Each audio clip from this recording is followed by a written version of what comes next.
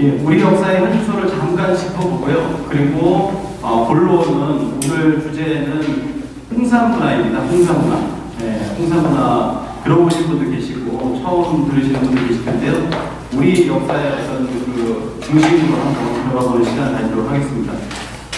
우리는 일제 식민지를 겪었습니다. 35년이고요. 거기다가 그 이전까지 이제 합하면 70년까지도 얘기하는데요. 그 일제 시대에 그 사람들은 우리 한민족을 말살하는 것은 그냥 그 학살뿐만 아니라 역사 말살도 같이 자행을 했습니다. 식민사관이라고 하죠.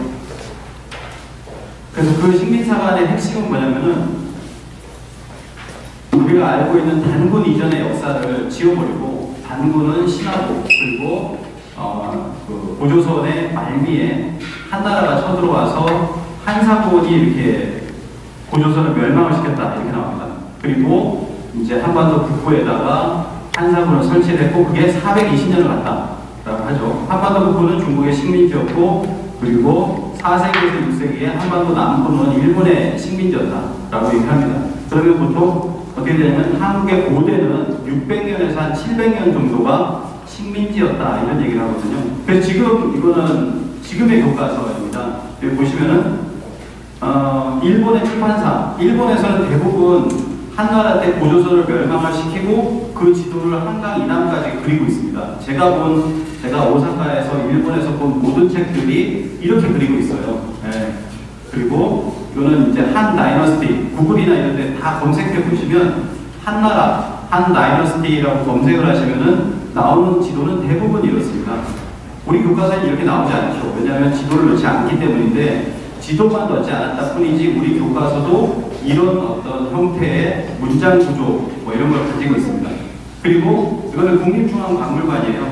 국립중앙박물관을 가보시면 왼쪽에 보면 낭랑이라고 있죠. 이게 한나라의 식민지 낭랑입니다. 이게 한반도 북부에 있었다 이렇게 얘기를 하고 이것이 420년이 있었다는 얘기를 연도표에서 이렇게 하고 있습니다. 네, 그래서 지금 420년간 한반도 북부에 한나라 식민지가 자리 잡고 있었다. 거기에서 이제 고구려가 튀어나왔다. 뭐 이런 식으로 이제 얘기를 하는 거예요. 지금 역사가. 그렇기 때문에 뭐 이거는 영국 박물관인데요. 대형 박물관에 중국관, 일본관이 있고 한국관이 있어요. 그 한국관을 들어가 보시면 연표도 있고 옆으로 된 연표도 이렇게 있습니다. 근데 그 연표에 보시면 일단 고조선은 없고요. 그리고 아래쪽으로 가보면은 뭐라고 되어 있냐면 아래쪽에 뭐라고 되어 있냐면 여기입니다. 프로토 트리 킹덤이라고 되어 있습니다. 프로토라고 하는 것은 원삼국이라고 표시를 했는데 원시 삼국이다. 이 삼국은 아직 국가가 형성되지 않았다라고 얘기를 합니다. 그러면은 AD 300년부터 우리 역사가 시작이라고 외국인들이 다 인식을 합니다. 그러면 우리나라 역사가 어떻게 되냐면 1700년입니다. 근데 실제로 우리 국사 교과서도 이런 식의 기술을 하고 있습니다. 그래서 우리 역사가 2000년 조금 넘거나 아니면은 뭐 최대한 국가 형성으로 본다면 1700년 이 정도로 얘기하고 있는 것이 지금 역사의 어떤 현실이다. 또 왜 이렇게 됐느냐라고 했을 때 첫 번째로 얘기할 수 있는 것이 결국 일제시대에 일본이 일본이 우리 역사를 말살했다라고 하는 것이죠. 사이토 마코토 3대 총독인데요. 이런 얘기를 했습니다. 조선 사람들로 하여금 자신의 역사와 전통을 알지 못하게 함으로써 민족 문화를 잃게 한다. 조선 청소년들이 자신의 아버지, 자신의 조상을 멸시하도록 만들어라. 그 결과로 조선 청소년들이 자국의 인물과 사적에 부정적인 생각을 갖게 하라. 그래서 조선인들을 반일본인으로 만들어야 된다. 최근에 미스터 선샤인 많이 보고 계시죠? 네. 최근 회에 보면 18회인가요? 그때 보면은 이완영 역할을 했던 이완익에게 일본인이 이렇게 얘기하는 게 있습니다. 조선의 정신을 훼손해야지 라고 하는 부분이 있는데요. 영상 한번 보도록 하겠습니다.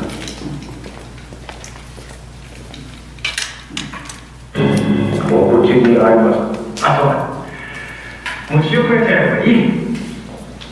나를 파괴한 자가 이 성의가 없어서야. 조선나라 됐고 조선은 외란 소란을 겪으면서도 여태껏 살아남았어요. 그 이유가 뭔지 알아요? 그때마다 나라를 구하겠다고 목숨을 내놓죠. 누가? 민초들이.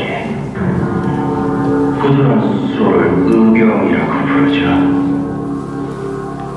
이무진년의 의병이었던 자의 자식들은 으르민년의 의병이죠.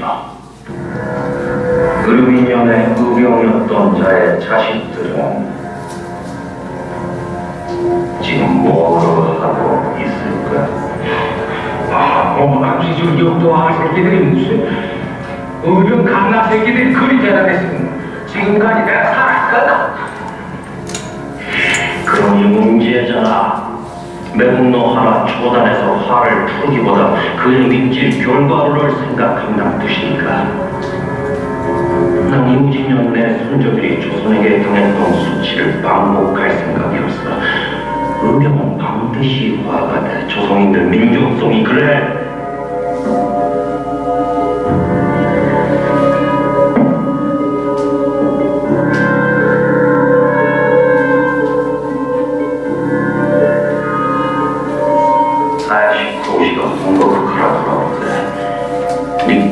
대시를 두르고 올 거야. 장담하는데 조선인들은 목숨을 내놓고 달려들어. 자, 그럼 지금부터 뭐로 해야 할까? 셋이 조선의 셋이만 지선수준다. 민족성을 말살해야 한다고. 난 그런 일을 할 거야. 그러니까 앞으로 당신이 해서만 될 두 가지만 명심해. 빠개, 빠갈.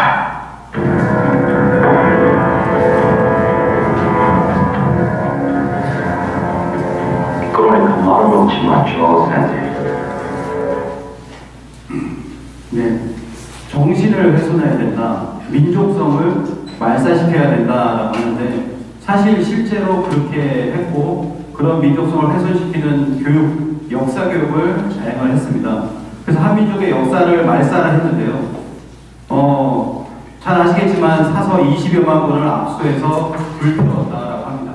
네, 압수해서 불태웠고 그리고 일부는 이제 일본으로 가지고 이렇게 넘어가고요.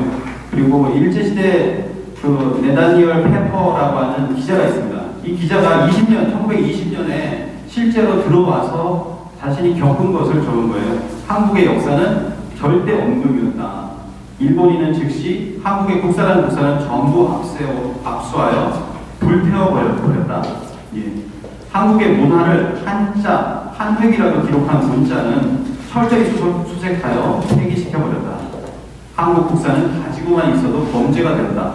내가 직접 보니까 그렇게 구류 살고 이렇게 하는 사람들이 있더라라고 하는 얘기까지도 했고요. 그리고 한국의 역사는 일본의 역사보다 작아야 했다. 그래서 한국의 역사는 2000년 내에 머물렀다라는 얘기까지도 이렇게 실제 경험으로서 이렇게 얘기를 했습니다. 그리고 일본이 가져간 책들, 일본 국내청 또는 뭐 이런 것들의 쇼로고 한국 도서가 얼마나 있는지 그 진짜 규모는 아무도 모른다 이렇게 얘기를 했고요. 그리고 일본인 교수가 이렇게 얘기를 했습니다. 이승만이 조선 총독부를 은퇴하고 일본으로 올 때 조선 왕실의 기증이라면서 규장각 사서를 몇 수레나 일본으로 가져왔다. 일본 전역에 5만여 권의 한국의 고대 사서가 있을 것이다. 이렇게 얘기를 하고 있습니다. 그렇죠. 우리 책들을 전부 불태웠습니다. 그리고 우리의 사서들을 전부 가져갔습니다. 그리고 한민족의 역사를 조작하기 이렇게 시작했습니다. 1916년에 조선반도사 편찬위원회를 만들고 1922년 조선사 편찬위원회, 1925년 조선사 편수회를 만들어서 조선의 역사 뿌리를 잘라내라 라고 하는 일왕의 특명 아래서 그 독립관청으로서 한국의 역사를 말살하는 전담기관이 만들어진 것입니다. 여기에는 총독부의 역대 수레자들이 가장 심혈을 기울였고 16년 동안에 사업비가 무려 100만 엔의 천만적인 거액을 들였다 이렇게 얘기를 하고 있습니다. 그렇게 해서 그들이 만들어낸 책이 뭐냐면 조선사 35권 24,000매라고 합니다. 이 책의 어떤 비율을 보시면요. 여기 잘 보시면 산고사가 8% 이렇게 됩니다. 고려시대 이전을 그냥 산고사라고 했습니다. 그러면은 여기에 이제 삼국시대가 들어가고요. 그 이전은 거의 고려하지 않고 삭제되어 있었습니다. 우리가 알고 있는 고조선 삭제되어 있었고요. 거의 이제 자료가 없었다라고 하는 거죠. 그래서 조선사 35권의 어떤 역사 비율이 사실은 지금의 어떤 국사 교과서의 역사 비율에도 거의 맞다라고 이제 보실 수가 있을 것 같습니다. 그렇게 해서 그들이 일본어로 만든 조선사 35권을 우리에게 남겨놓고 갔고 그것을 해방 이후에 거기에서 크게 벗어나지 못했다라고 합니다. 그리고 우리의 역사를 조작하기 시작했습니다. 서교 한국, 삼국유사에 보면 옛적에 한국이라는 나라가 있었다라고 하는 그것을 이만희시류가 서교 환인께서 계셨다라고 하는 어떤 인물사로 바꿔버렸습니다. 그래서 원래 이 삼국유사는 위서와 보기를 인용해서 처음에 고조선기가 나오거든요. 위서, 그리고 보기라는 두 책을 인용을 해서 한국 배달 조선의 국통을 밝혀놨습니다. 이렇게 되어 있어요. 서교 한국, 아까 보셨듯이 유한국이라고 되어 있고 유단군왕검이라고 되어 있습니다. 단군왕검이 계셨다라고 하는데요. 삼국유사 고조선기는 꼭 다시 한번 들어보도록 하고 이어 넘어가도록 하겠습니다. 삼국유사 고조선 위서에 이르기를 지난 2000년간에 단국왕건에서 도읍을 아사달에 정하시고 나라를 세워 이름을 조선이라 하시니 요임금과 같은 세라 하였다. 고기에 이르기를 옛적에 한국이 있었다. 서서부의 관이 천하를 건지르는 뜻을 가지고 인간 세상을 구하고자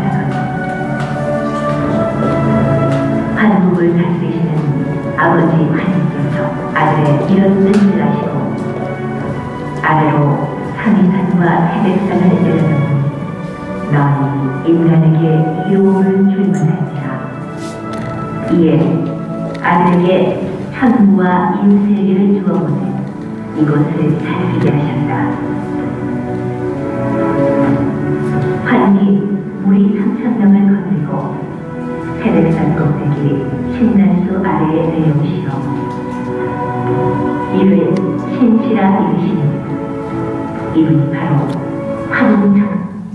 네, 위지 신시라 이르고 신시라는 도시를 거절했다. 국가라는 거죠. 그리고 시위 환웅천왕이다. 이분이 바로 환웅천왕이다라고 해서 그 국가를 이뤘던 주체가 바로 환웅천왕, 그 주인공이 환웅천왕이고 그분이 이루었던 도시가 바로 신시다라고 하는 것을 명확하게 이렇게 삼국유사에는 밝히고 있습니다.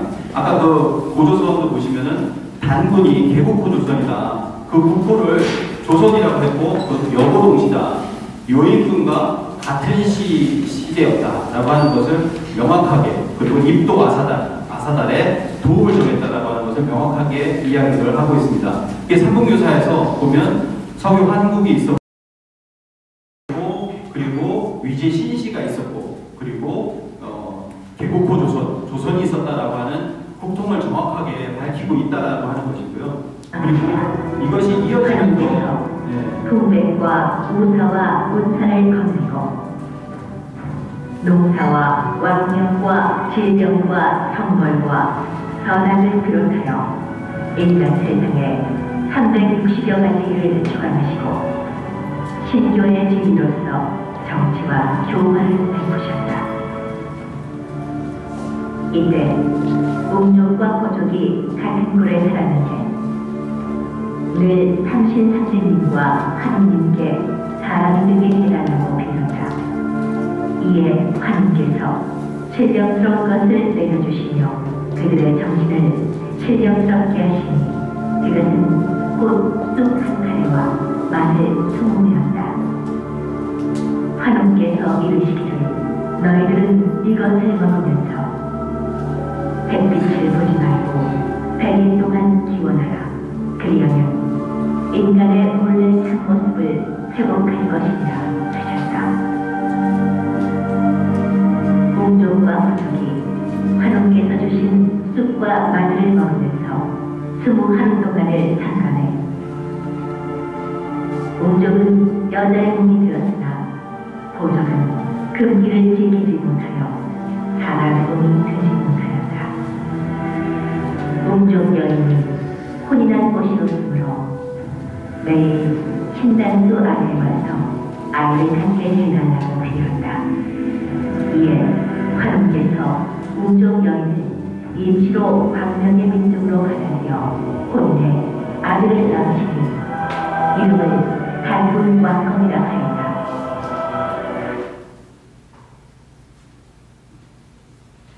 네. 그래서 그 이만희 시류가 환국을 환인으로 조작함으로 인해서 과거 이 삼국유사에 있었던 환국과 그리고 신시 그리고 조선이라고 하는 것이 신화 속에 환인이 계셨고 그 아들 환욱 그리고 아들 단군이 있었다는 3대 인물사로 이렇게 엮여버리게 됐습니다.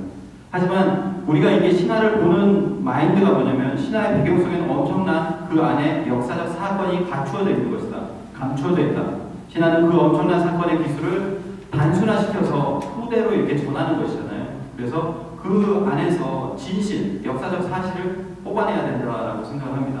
그래서 사실 이 신화를 본다 하더라도 환인이 계시면은 환인의 나라가 있고 환웅의 나라가 있고 그리고 단군의 나라가 있다라고 하는 것을 우리가 알고 있어야 된다고 생각합니다. 그래서 이 삼국유사에는 환국 그리고 신시 배달 그리고 조선의 보통 매개의 핵심만을 전하고 있는데요. 그 핵심의 내용을 덧붙여서 바로 한민족사의 9,000년 국통맥을 바로잡는 것이 바로 한단국입니다. 그래서 한국 배달 조선 북구여 고구려 대진국 고려조선 대한민국으로 이어지는 이런 국통맥을 이제 한단국에서 바로잡고 있습니다. 그래서 그 한국 배달 조선에 대해서 한번 알아보고 그리고 이어가도록 하겠습니다.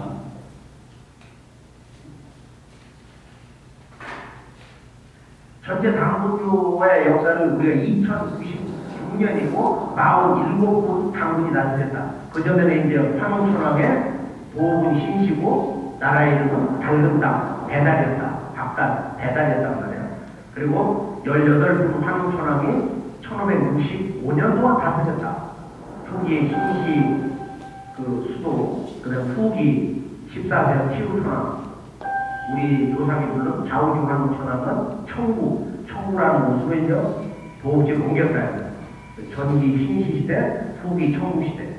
그 전에 천상산맥이 동강, 바이칼 오른쪽까지 경계를 위해서 이제 펼쳐졌던 한국 12의 12황국 시대. 7분의 환인이 3301년을 다스린 무병장수 문명시대가 있었다. 도합 40년 부중한 7,000년. 이 7,000년 한민족과 인류 황공시절의 원정문화시대. 이 7,000년 역사문화시대를 우리가 소수 밑에 다 잃어버렸어요. 그리고 전 세계 모든 역사 교과서에는 고조선이라는 것은 아주 완전한 신화의 역사로 매겨져가지고 철저히 완전히 부정을 당하고 있는 절망의 시기에 살고 있다. 예, 강화도 한단국이 콘서트인데요. 유튜브에서 보시면은 전체를 보실 수가 있습니다. 그래서 지금 당군조선이 이렇게 말살당하고 있다라고 하는데요. 교과서에서 보시면 아까 삼국유사 고조선기에 보면은 처음에는 국가를 건설하는 모습이 나오지만 뒤에 일웅일호가 나올 때 그 부분이 이야기로 지금 이렇게 나오고 있습니다. 곰과 호랑이가 웅족과 호족이 아니라, 물론 교과서 중에서 웅족과 호족으로 그려내고 있는 교과서가 있습니다. 그 중에. 근데 곰과 호랑이가 환웅에게 찾아와서 사람들에게 말하였다. 이렇게 지금 이야기를 하고 있는 것인데요. 이렇게 만들어진 게 누구 때문이냐라고 하면은 바로 이런 일제 관변학자들 때문입니다. 첫 번째로 시라토리 구라피치라고 하는 사람이 단국일보에서 이 삼국유사 고조선기는 가봉의 선담이다. 한국 불교의 설화에 근거해서 가봉으로 만들어낸 것이다. 이렇게 얘기를 하고, 더 나아가서 나카미치오라고 하는 자는 승도의 망설이다. 승도의 망설을 역사상의 사실로 삼은 것이다. 이렇게 얘기를 하고, 단군 왕검은 불교 승도의 망설이요 날조된 신하다. 이렇게 이야기를 하고 있습니다. 사실 우리는 단군 신화라는 기록을 단 한 군데서도 문헌상에서 찾을 수가 없다. 이런 얘기를 합니다. 이걸 조사하신 분이 그렇게 얘기를 하고요. 있다면 단군국이라는 말이 있다. 단군의 옛 기록이라고 하는 그 기록이 있다는 것이죠. 근데 1920년에 단군 신화라는 특이한 이름으로 둔갑시켜서 특히 단군 신화라고 하면서 아까 일제 반면학자들이 한 것이 승도의 망설, 가공이다 뭐 이렇게 그 속에 그렇게 내포되어 있는 것입니다. 그래서 지금 단군을 신화로 알고 있으면 바로 이 고조선의 2000년 역사가 없어지고 바로 말미에 멸망당하기 직전만 남은 거거든요. 그렇기 때문에 이렇게 국정교과서 최몽룡 교수 이렇게 얘기합니다. 위만조선이 처음이다. 위만조선은요, 바로 그 고조선의 그 꼬리 마지막에 나왔던 그것도 위만 정권, 이 고조선도 아니고 옆나라 사람이 와가지고 찬탈을 한 그 사람이 그 위만 정권이거든요. 그것을 처음이다 우리에 이렇게 이야기를 하고 있고, 그 단군 신화는 그 차원에서 머무를 뿐이다 이렇게 얘기를 하고 있습니다. 그리고 우리 학계는 고조선사를 공부하지 않습니다. 근데 이 고조선사가 실제 고조선사가 드러나려고 하니까 고조선 박사를 만들어야 되겠다라고 해서 55년 만에 고조선 박사를 한 명 만들었습니다. 송원영이라고 하는 사람인데 최초 고조선 박사다. 논문을 그렇게 땄습니다. 그래서 이 사람이 뭐라고 얘기하냐면 국가 형성 과정을 중심으로 설정한 것은 고조선이 국가 형성과 동시에 곧바로 멸망에 이르렀기 때문이다. 이게 무슨 말이냐면 고조선은 국가 형성과 동시에 망했다라고 하는 거예요.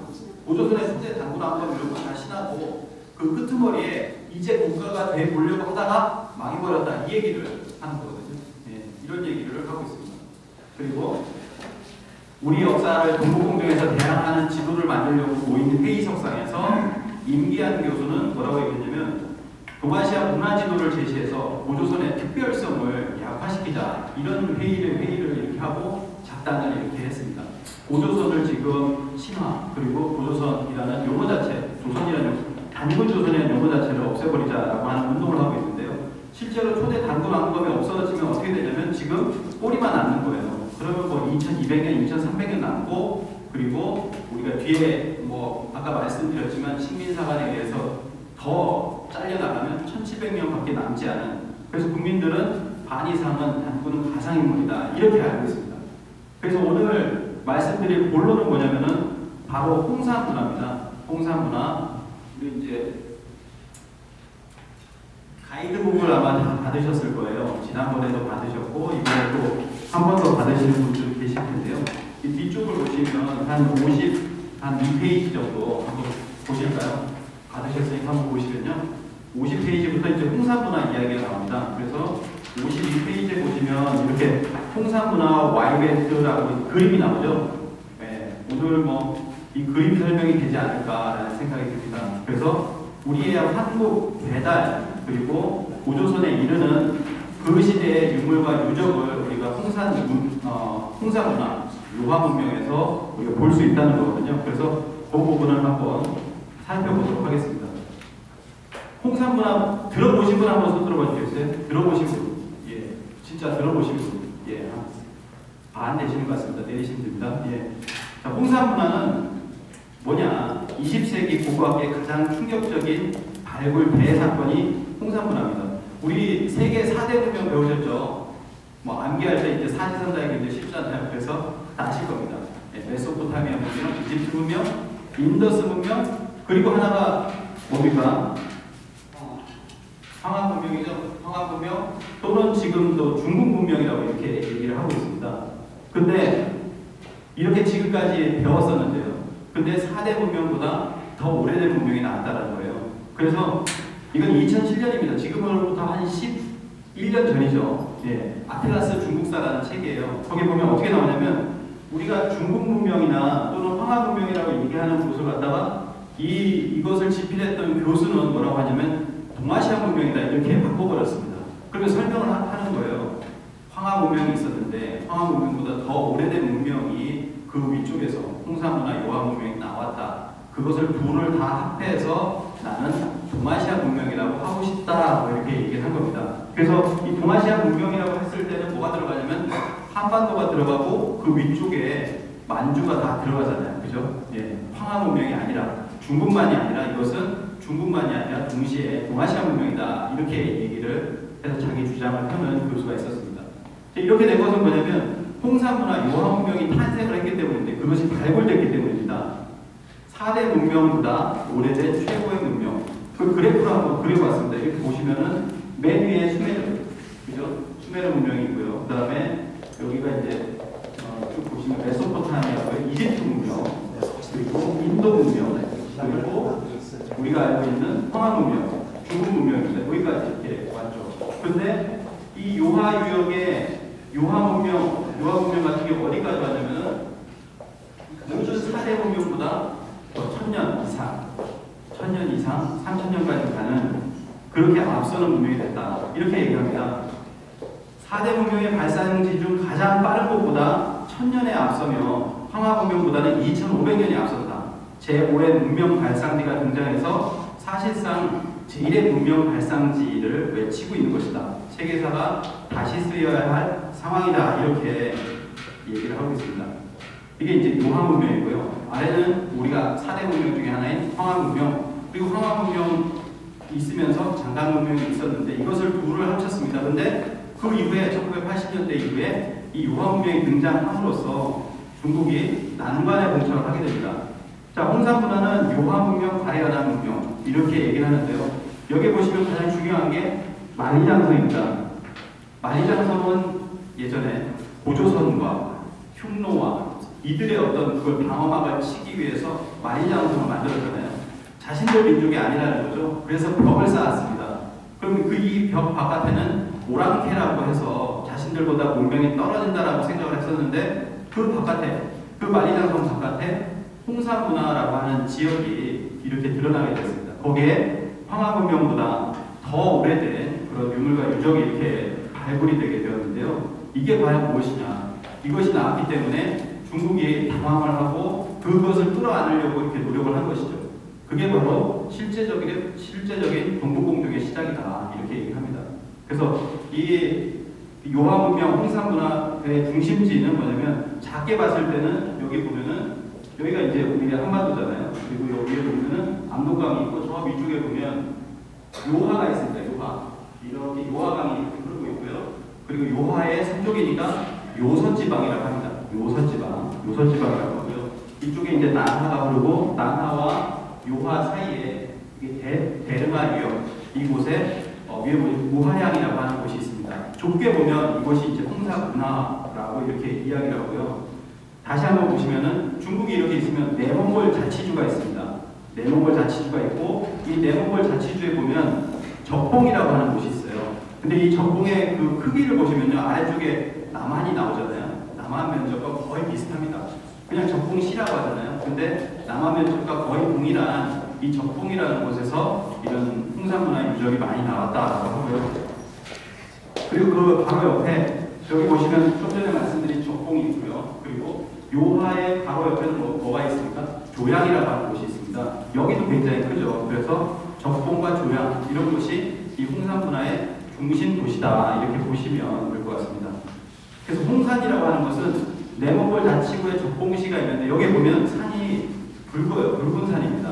근데 여기에서 먼저 이렇게 발굴되는 것이 있기 때문에 홍산이라고 홍산 문화 이렇게 이야기를 하고 있습니다. 이렇게 붉은색으로 이렇게 띄고 있죠. 그래서 홍산 문화, 요하강이 있기 때문에 요하 문명 이렇게 중국에서 얘기를 하고요. 또 여기 이제 이형보 교수 같은 경우에는 발해연한 문명이다. 여기만이 아니라 똑같은 유물과 여기 뒤에 보시겠지만 어디 나오냐면 한반도에서 그대로 나오고 있다라고 합니다. 그래서 여기가 발해잖아요. 발해라고 합니다. 그래서 발해연한의 문명이다. 이렇게 얘기를 하고 있습니다. 저도 이것이 일리가 있다고 이제 생각을 하고 있습니다. 이분은 이렇게 얘기를 합니다. 지중해 문명이 서양 문명의 자양분을 공급했듯이 동이족이 발해연안에서 창조한 문명은 중국은 물론 만주, 한반도, 일본의 고대 문명은 일본에는 저축이었다. 이렇게 얘기를 하고 있습니다. 그래서 홍산 문화를 그 부분만 국한시킬 것이 아니라 바로 발해연안 문명으로 이렇게 불러야 된다. 이렇게 얘기를 하고 있고요. 그리고 연변과학기술대학교 양대현 교수, 상생방송에 이렇게 출연해서 강의가 있는데요. 이 강의도 한번 시간 되시면 한번 보시면 좋을 것 같고요. 발해만 문명이라고 했습니다. 발해만 문명, 발해연안 문명 같은 이야기죠. 그래서 발해만 문명이라는 주제로 얘기를 하게 되었는데 이에 동조하는 학자들도 있습니다. 이렇게 이야기를 하고 있습니다. 그래서 여기가 발해만 문명, 발해연안 문명이죠. 발해연안 문명입니다. 그래서 실제로 한국시대 보면 우리가 천혜를 보통 바이칼보라고 하잖아요. 바이칼호에서 그 한국시대에서 이렇게 이제 이쪽으로 문명 개척을 오게 된 것이죠. 근데 이제 이 천해를 갖다가 후보지가 두 군데가 있습니다. 바이칼호가 있고요. 발하슈라고 해서 카자흐스탄. 아까 처음에 일찍 오신 분들은 카자흐스탄 어떤 처음에 서부에 러시아어로 막 이렇게 얘기하는 거 들으셨잖아요. 이 카자흐스탄 한 콘이 지금 방송이 되고 있고 또 유튜브에도 올라가 있거든요. 거기 보시면은 여기가 카자흐스탄인데 카자흐스탄의 내부에는 발하슈라고 하는 호수가 있습니다. 그러니까 전부 어떻게 보면 발음 자체가 뭐냐면 밝다라고 하는 그 뜻이 이렇게 들어가 있죠. 바이칼 호수, 발하슈 호수, 발해라고 하죠. 그래서 우리 민족이 어떤 밝은 광명을 추구하는 민족인데 이런 바다나 호수에서도 그런 이름을 볼 수가 있다라고 이렇게 볼 수가 있겠네요. 그래서 한국에서 그렇죠? 한국에서 배달로 오고 그 배달에서 조선으로 이어지는 이 어떤 그 역사 9,000년에서 그리고 조선의 4,000년 때까지 모든 것이 다 이렇게 드러나 있는 곳이 바로 이 홍산 문화입니다. 이게 광희의 홍산 문화인데요. 좋게 봤을 때는 아까 오화량이라는 곳이고요.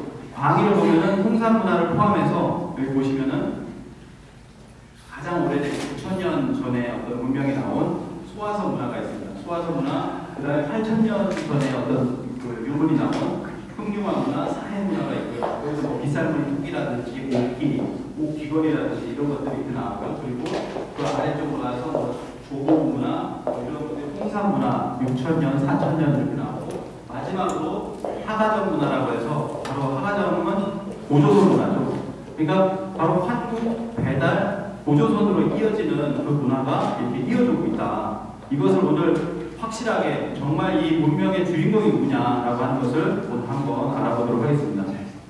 아니 지금은 이곳이 사막화되어 있거든요. 그래서 이런 데서 어떻게 살았냐라고 하는데 이것을 연구하신 분들은 그때 당시에는 기후가 굉장히 따뜻하고 살기 좋았다라고 이렇게 얘기하고 있습니다. 그래서 이 지구에서 본 역사 그것부터 우리가 알아야 되는데요. 빙하기 간빙기로 보면 지난 42만 년 동안에 이렇게 보시면은 이게 주기예요. 이렇게 주기가 있습니다. 42만 년 동안의 주기가 있는데 지금이 간빙기다. 이거 아래쪽에 이제 빙하기입니다. 빙하기가 반복적으로 지금 오고 있고 지금은 간빙기에서 뜨거운 간빙기, 뭐 우주의 여름철, 뜨거운 간빙기에 살고 있는데요. 이 따뜻한 시절이 있었습니다. 이 따뜻한 시절이 있었는데 이때 우리가 알고 있는 흑유화, 8,000년 전의 흑유화, 소화서 9,000년 전 이런 문화들이 나타날 때 이때가 기후가 굉장히 따뜻했다, 살기가 좋았다라는 그 시절을 이렇게 그래프로 보여주고 있습니다. 그래서 옛날에 2만 년 전에는 일본하고 뭐 이렇게 다 붙어 있었잖아요. 그리고 14,000년 전 붙어 있다가 점점 더 이렇게 녹아내리고 하면서 발해가 생겼죠. 발해가 생기면서 우리는 이제 서해안이 이렇게 개발이 되고 그 다음에 위쪽으로 갔을 때는 그 발해만 위쪽으로 해서 여기에 이제 노화 문명이 살 수 있는 곳으로 8,000년 전부터 이렇게 살게 되었다라고 하는 것입니다. 그래서 그런 어떤 동아시아의 지형 변화를 이렇게 볼 수가 있고요. 그러면 이 홍산 문화의 주인공은 누구인가 그것을 본격적으로 한번 알아보도록 하겠습니다. 그럼 이제 학자들의 견해를 한번 볼 텐데요. 이영국 교수는 이렇게 얘기합니다. 요하일 때는 우리 민족과 매우 깊은 관계가 있습니다. 이렇게 이야기를 하고요. 발해연한 벨트를 이루고 있다. 그래서 발해연한 문명이라고 부르는 것이 한국이다. 이렇게 얘기하고 있고, 그리고 오시라 교수는 이렇게 얘기합니다. 요한 문명의 주도 세력은 몽골, 만주, 한반도, 일본으로 이어지는 북방계통이다. 이렇게 얘기를 하고요. 요한 문명의 주인공이 우리와 연결되어 있으니 그것을 증명해가는 노력이 필요하다. 이렇게 얘기를 하고 있습니다. 이나대 고조선 연구소의 복기대 교수는요, 홍산 문화는 고조선의 선대 문화, 고조선 이전에 그 얘기는 하지 않지만 바로 배달고 시대죠. 그 문화, 그리고 그 이전의 한국 문화, 그리고 하가점 한층 및 위영자 문화는 고조선 시대의 문화로 볼 수 있다. 이렇게 얘기를 하고 있습니다. 그러니까 복기대 교수도 뭐라고 얘기하냐면은 고조선 시대 문화와 고조선 이전의 문화다. 이걸 다 포함하고 있다라고 하는 것을 이제 얘기를 하고 있는 거예요. 그 다음에 몽골학회 박원길 부회장, 홍산 문화는 고조선과 흉노의 기원 문화가 분명하다. 몽골에서는 이를 당연히 여기고 있다. 이렇게 얘기를 합니다. 그런데 국내에서는 이를 아예 보려들지 않는 학자들도 있다. 이렇게 하면서 중국은 한국이 분열된 상황을 즐긴다. 한국이 정리되지 않고 연구하는 사람도 적으니까 말끔히 끝났다. 이 홍사문화라고 하는 것이요, 한국이 이렇게 주장할 줄 알았다는 거예요. 이것이 이제 한국의 옛날 그 조상들의 어떤 고향이고 문화다라고 하는 것을 강력하게 이렇게 주장할 줄 알았는데 몇 사람만 이 제하에서 끄덕끄덕하고 그 외에 실제 주류사학계에서는 전혀 들떠보지도 않는다. 그러니까 그 상황을 지금 중국 학계는 즐기고 있다. 이렇게 얘기를 합니다.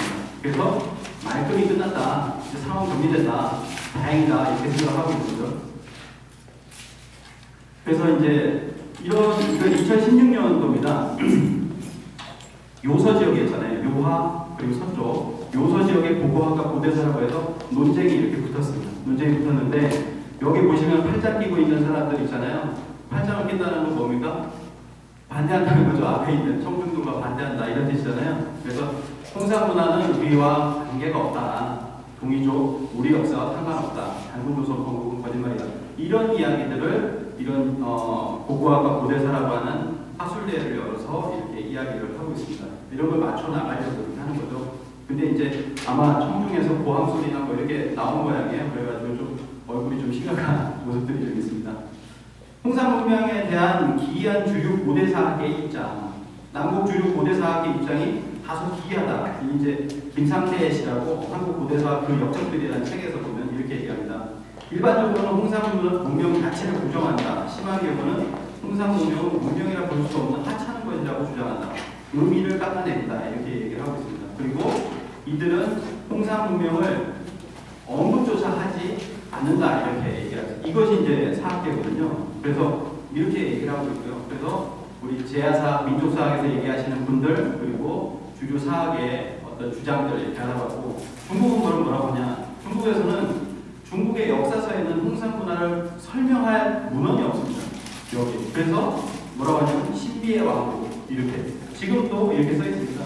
신비의 왕국이다. 미스테리하다. 우리 쪽 문헌을 찾아보고 있는데 그냥 신비하다라고 이렇게 얘기를 하고 있죠. 그래서 이것을 이 홍산문화를 설명할 수 있는 유일한 중국에는 문헌이 없잖아요. 우리 속에는 이 지역에 있는 유물을 설명할 수 있는 사서가 있습니다. 삼국유사도 가능하죠. 네, 단군조선 이때 환웅이 있었고 그리고 웅녀가 있었다라고 하는 것이 다 드러나고 있기 때문에 가능하고 그리고 유일하게 그 구체적인 내용들을 설명할 수 있는 이제 뒤에 보시겠지만요. 그래서 그걸 한번 잠깐 정리를 하고 넘어가겠습니다.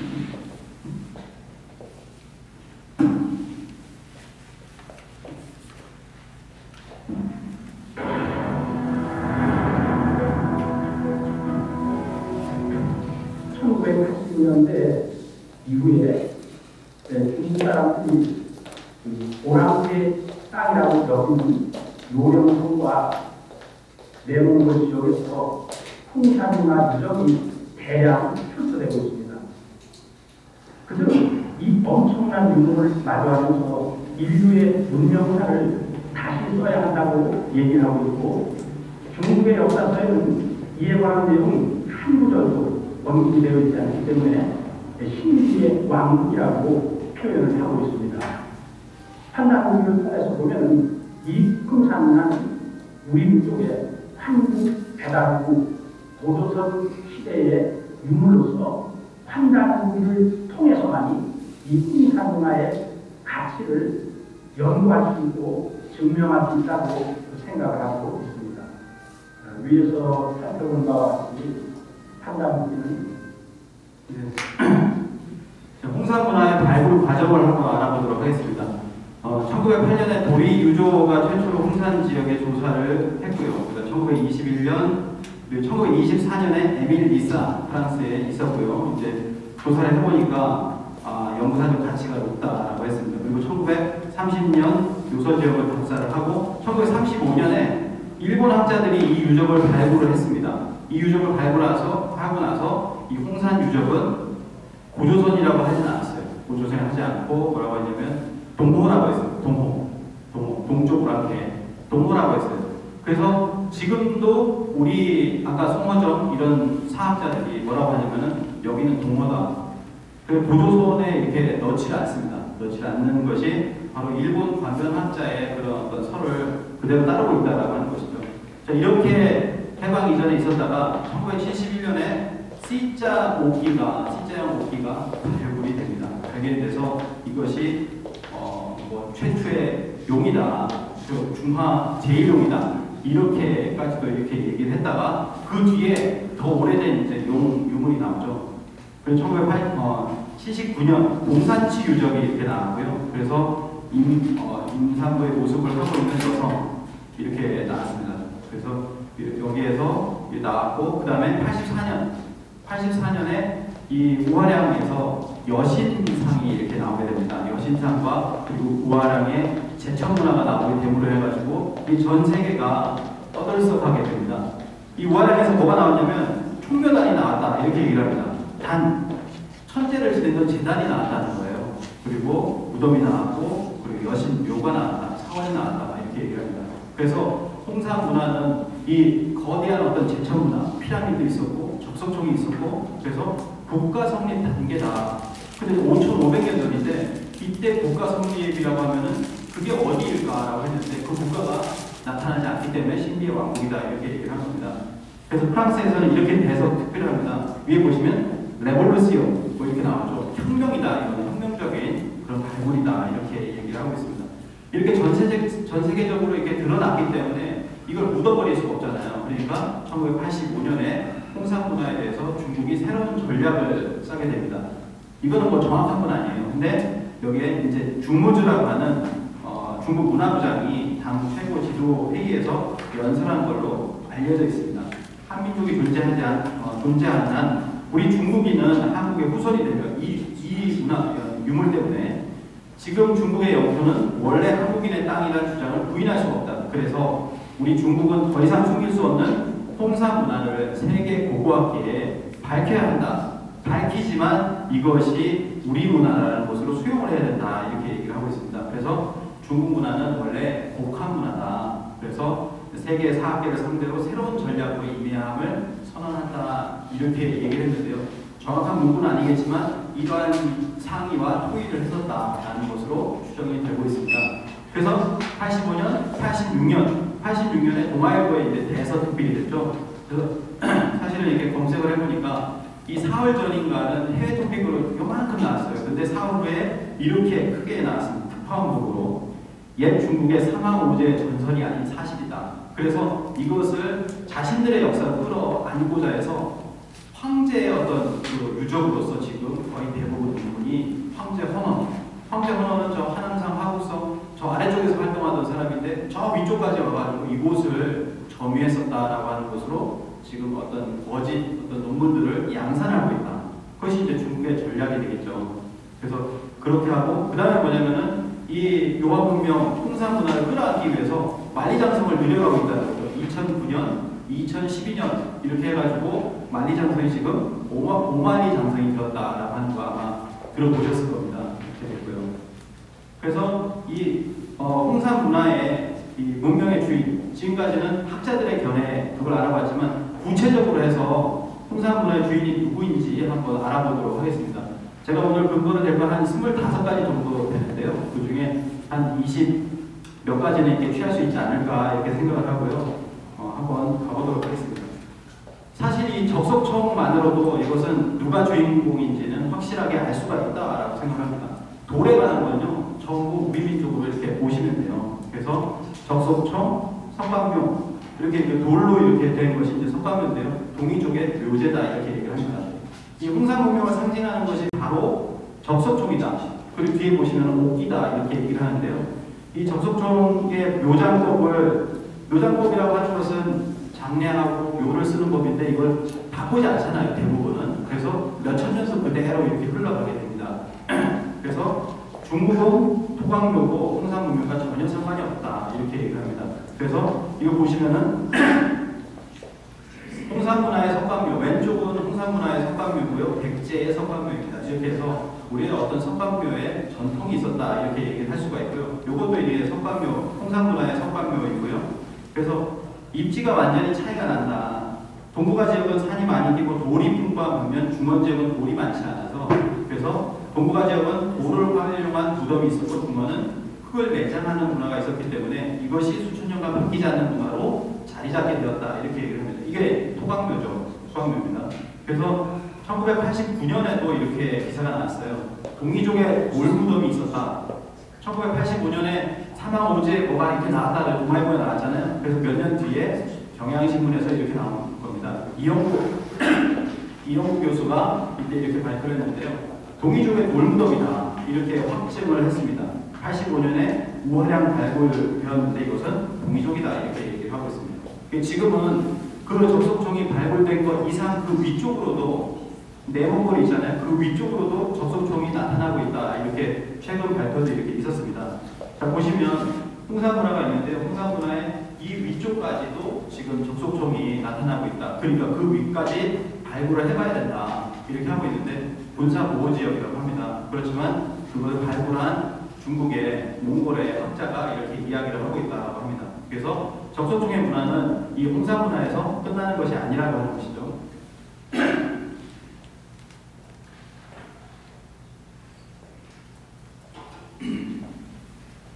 이 접속총 중에서도 피라미드식 접속총이 있습니다. 자, 보시면은 여기가 이제 우화량이라고 하는 지역인데요. 제가 만든 지도인데, 예, 보시면은 피라미드가 있습니다. 여기 보시면 13지점이라고 있거든요. 우화량에는 지금 우시라 교수는 이렇게 얘기를 합니다. 이 우화량이나 이 접공이나 이 지역에 사실은 발굴하고 있는 곳이 1000곳이 넘는다. 이렇게 얘기를 합니다. 그런데 여기 잘 보시면 도록이 나온 곳은요, 4곳밖에 안 된다. 이렇게 얘기합니다. 여기 여신묘가 있는 여기하고 이 아래쪽하고 이렇게 해서 4곳이나 5곳밖에 되지 않아요. 그러니까 앞으로도 발굴하고 지금도 발굴하고 있는 것이 엄청나게 많다라고 하는 것입니다. 1000곳이 있는데 그 중에 지금 5곳 이렇게 얘기를 할 수 있죠. 그 중에서 13지점이 있는데요. 여기가 피라밋이 발굴이 되었다라고 합니다. 100m가 되고 100m가 되는 거대한 피라밋이 여기서 발굴이 되는데 아직도 이거를 아직 이렇게 개발하지 못했다라고 합니다. 그래서 13지점에 전산자라고 하는 구릉의 꼭대기의 피라미드형 거대 건축물이 발굴이 되었다라고 하고요. 그것이 이런 문양이 아닐까라고 이제 한 학자는 추정하고 있습니다. 그런데 여기서 중요한 것은 뭐냐면 7층이라는 거예요. 7층. 아마 칠성문화와 관련이 있을 거라고 생각이 되는데요. 그 다음에 이거와 거의 비슷한 것이 이제 이집트의 피라미드, 산수성 서안의 피라미드 이런 것들이 거대 피라미드의 형태가 이게 나타나고 있다는 것이고요. 이거의 어떤 전통이 고구려로 넘어가고 있다. 고구려에 지금 여기가 이제 뭐 장군총이라고 얘기가 되고 있는 곳이잖아요. 여기 보시면은 여기도 보면 7층으로 되어 있습니다. 7층으로 되어 있고 여기 5층에 들어가 보면 5황급 그래서 그 천자 거기에 보면 이제 뭐 누가 됐든지 간에 어떤 고구려 태왕의 어떤 무덤이 거기에 이렇게 위쪽에 있습니다. 고구려는 밑에다 묻지 않고요. 위쪽에다 이렇게 하늘로 올라가기 위해서 위쪽에 이렇게 묻는 것이죠. 그리고 실제로는 한 2만 개의 피라미드가 있다. 고구려는 이렇게 얘기하는데 지금은 보이는 것은 한 10,000개 정도 된다. 이렇게 얘기를 하고 있습니다. 그럴 정도로 고구려의 어떤 그 피라미드 어떤 묘제는 굉장히 뛰어났다라고 한다보기에도 그렇게 적혀 있거든요. 네. 그것이 이런 어떤 묘제가 이렇게 이어집니다. 백제의 적석총이 이런 것으로 이어지고 있습니다. 그래서 적석총, 피라미드 적석총라고 이렇게 봤고요. 그 다음에 돌에 관한 거, 고인돌이죠. 고인돌을 영어로 하면은 돌맨이라고 합니다. 근데 이 돌맨의 어원은 알 수가 없다라고 이렇게 영어로 되어 있거든요. 우리는 그냥 딱 보면 알죠. 돌멩이. 돌먼 이렇게 얘기할 때 우리 작은 돌을 갖다 돌멩이라고 하잖아요. 돌먼. 그렇게 보시면 뭐 괜찮은 이치가 아닌가 이렇게 생각을 하고요. 자, 고인돌인데요. 보시면 고인돌도 이 요한 그 홍산문화 지방에 있었습니다. 그런데 이걸 발굴을 안 하고 있죠. 발굴 안 하고 있습니다. 이렇게 고인돌이 있고요. 전 세계에 6만 기 정도가 있다고 합니다. 그 중에 4만 기에서 4만 5천 기 정도가 한반도와 만주지방, 우리의 어떤 영역에 이렇게 많았다라고 하는 거죠. 그러니까 고인돌의 나라라고까지도 이제 얘기를 할 수가 있고, 고인돌의 나라라고 하는 것은 어떻게 보면 정신문화죠. 정신문화가 굉장히 충만했던 나라다 이렇게 볼 수가 있습니다. 그래서 고인돌이 8,000년 전에 고인돌도 있었고, 그리고 이 고인돌이 있는 지역, 뭐 적석청 군포도라고 해도 좋고, 석강묘 군포도라고 하는 곳이 내내 고인돌이 있었던 지역입니다. 고인돌과 석강묘 다 똑같이 이렇게 나타나고 있어요. 그래서 오순재 박사라고요. 오대사 연구소 연구소장인데 이분이 오순재 박사가 얘기하는 것을 잠깐 몇 군데 한번 고인돌에 관한 부분 한번 보도록 하겠습니다.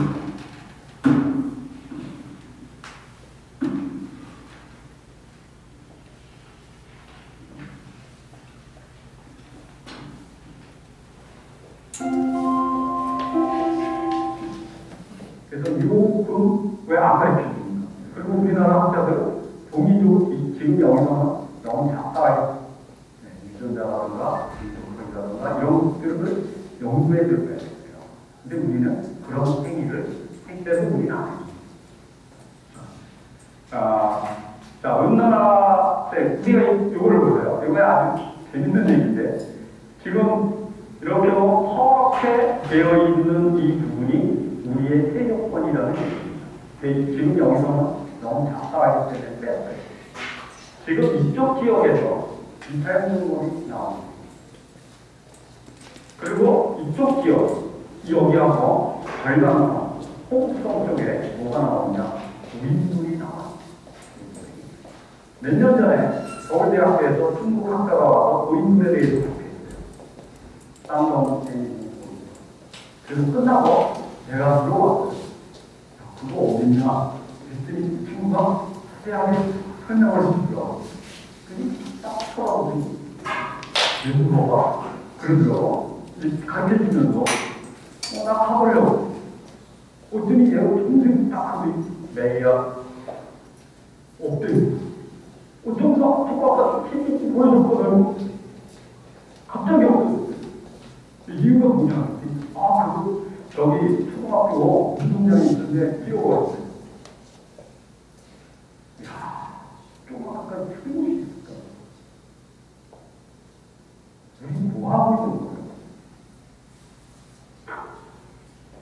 정말 한심하다. 그래서 정말 있는 거마저도 조사를 안 한다는 거는 이건 학자의 양심에서 하는 겁니다. 그것이 우리하고 관련이 있든 없든 만약에 그것이 중국인이나 일본인들이었다면 어떤 액션을 취했겠냐. 심각한 거죠. 그죠? 그거는 직무입니다. 그리고 네. 있는 역사를 외면하고 있다. 사실은 뭐 이제 산둥 지방에 고인돌이 있어도 그걸 우리 조사하지 않는다는 겁니다. 우리가 그거 어떤 고인돌인지 하고 조사를 하지 않는다는 거예요. 있는 역사를 외면하고 있다. 있는 유물조차도 조사하지 않고 있는 것이 지금 학계의 어떤 현실이다. 이렇게 얘기를 하고 있습니다. 그래서 뭐 이렇게 오순재 박사 같은 경우에 그렇게 역사가 안타까운 가운데 우연히 상생방송을 보게 돼서 그것을 보면서 하늘이 우리 민족을 버리지 않았구나 뭐 이런 얘기까지 이제 한 추천사를 해주셨는데요. 이 오순재 박사님의 그 강의가 있습니다. 그 콜로키움에서 한 강의가 있는데요. 굉장히 좋고 지금 뭐 조회수도 굉장히 5만 이상 되고 있거든요. 이분의 강의는 이 감수성이 굉장히 이렇게 분노하게 만드는 그런 부분이 있습니다. 그래서 한번 꼭 이렇게 검색해서 보시기 바라고요. 여기 이제 고인돌입니다. 고인돌이 있는 지역이에요. 고인돌이 쭉 보시면은, 자, 이거는 러시아 역사박물관입니다. 우리나라는 고인돌이 4만 기가 있다고 했죠. 전 세계에서 가장 많잖아요. 어떠면 40% 또는 60%, 70%까지도 얘기하는 사람이 있습니다. 그렇게 전 세계에 고인돌이 많은데, 우리는 국립중앙박물관에 고인돌 하나 놓고 있잖아요. 근데 3,000개 정도가 있는 러시아는 러시아 역사박물관에 딱 들어가면요. 딱 들어가면 바로 이 고인돌이 있습니다. 가운데 이제 혼이 들어가는 들락날락하는 그 혼 구멍이 있죠. 이게 이제 그쪽에 이렇게 고인돌의 어떤 특징입니다. 그래서 우리가 우리 문화를 이렇게 어떻게 보면 지금도 무시하고 있는 형국이다 이렇게 볼 수가 있겠습니다. 뭐 이런 것도 있잖아요. 기베에서 고인돌이 있었는데 이제 세계 최대의 고인돌인데 땅속에 묻었다. 돈이 없어가지고 이거를 어떻게 개발할 수가 없어서 다시 땅속에 묻었다 이렇게도 이제 얘기를 하고 있는 안타까운 상황이죠. 그래서 자, 여기 보시면 분홍색이 빗살무늬 토기입니다. 이따가 얘기할 텐데요. 빗살무늬 토기가 있고요. 그 다음에 거성문화권이라고 하는 건 고인돌 얘기합니다. 노란색 있죠. 자, 여기 보시면은 빗살무늬 토기, 그 다음에 거성문화권은 띄엄띄엄 있잖아요. 근데 여기는 다 있습니다. 그리고 세석기 문화권도 여기에 있고요. 그 다음에 채도 문화권도 잘 안 보이시지만 여기에 있어요. 만주와 한반도가 이 모든 4개의 문화권이 다 있습니다. 그래서 뭐냐면은 동북아는 인류 5대 문화의 발원지다 이렇게 얘기를 하고 있습니다. 이게 이제 여기 보시면은 그 홍산문화 지방을 지나가거든요. 저보다 그래서 지금 그 고인돌을 보셨고요. 옥기. 이 홍산문화의 핵심이 옥기입니다. 옥문화거든요. 옥이라는 말은 아시겠지만 이걸 뭐라고 해석을 할까요? 저희 이렇게 보면 그냥 쉽습니다. 왕이 폐허하는 것. 이게 옥이다. 옥이라고 하는 것은 그냥 아무나 이렇게 폐허할 수 있는 것이 아니라 여기 보시면 왕자에다 옆에다 꼈잖아요. 왕이 가지고 있는 것. 이렇게 보시면 될 거예요. 그래서 왕들의 부장품 속에서는 옥이 매우 흔하게 발견된다. 근데 이 홍산문화의 그 묘제에 보면은 옥이 막 들어가 있거든요. 그러면 그거는 귀족이거나 지도자이거나 왕이거나 그렇게 생각해 보시면 되겠습니다. 그래서 얘기해 보면 자고로 군자는 반드시 폐옥을 찬다라고 했습니다.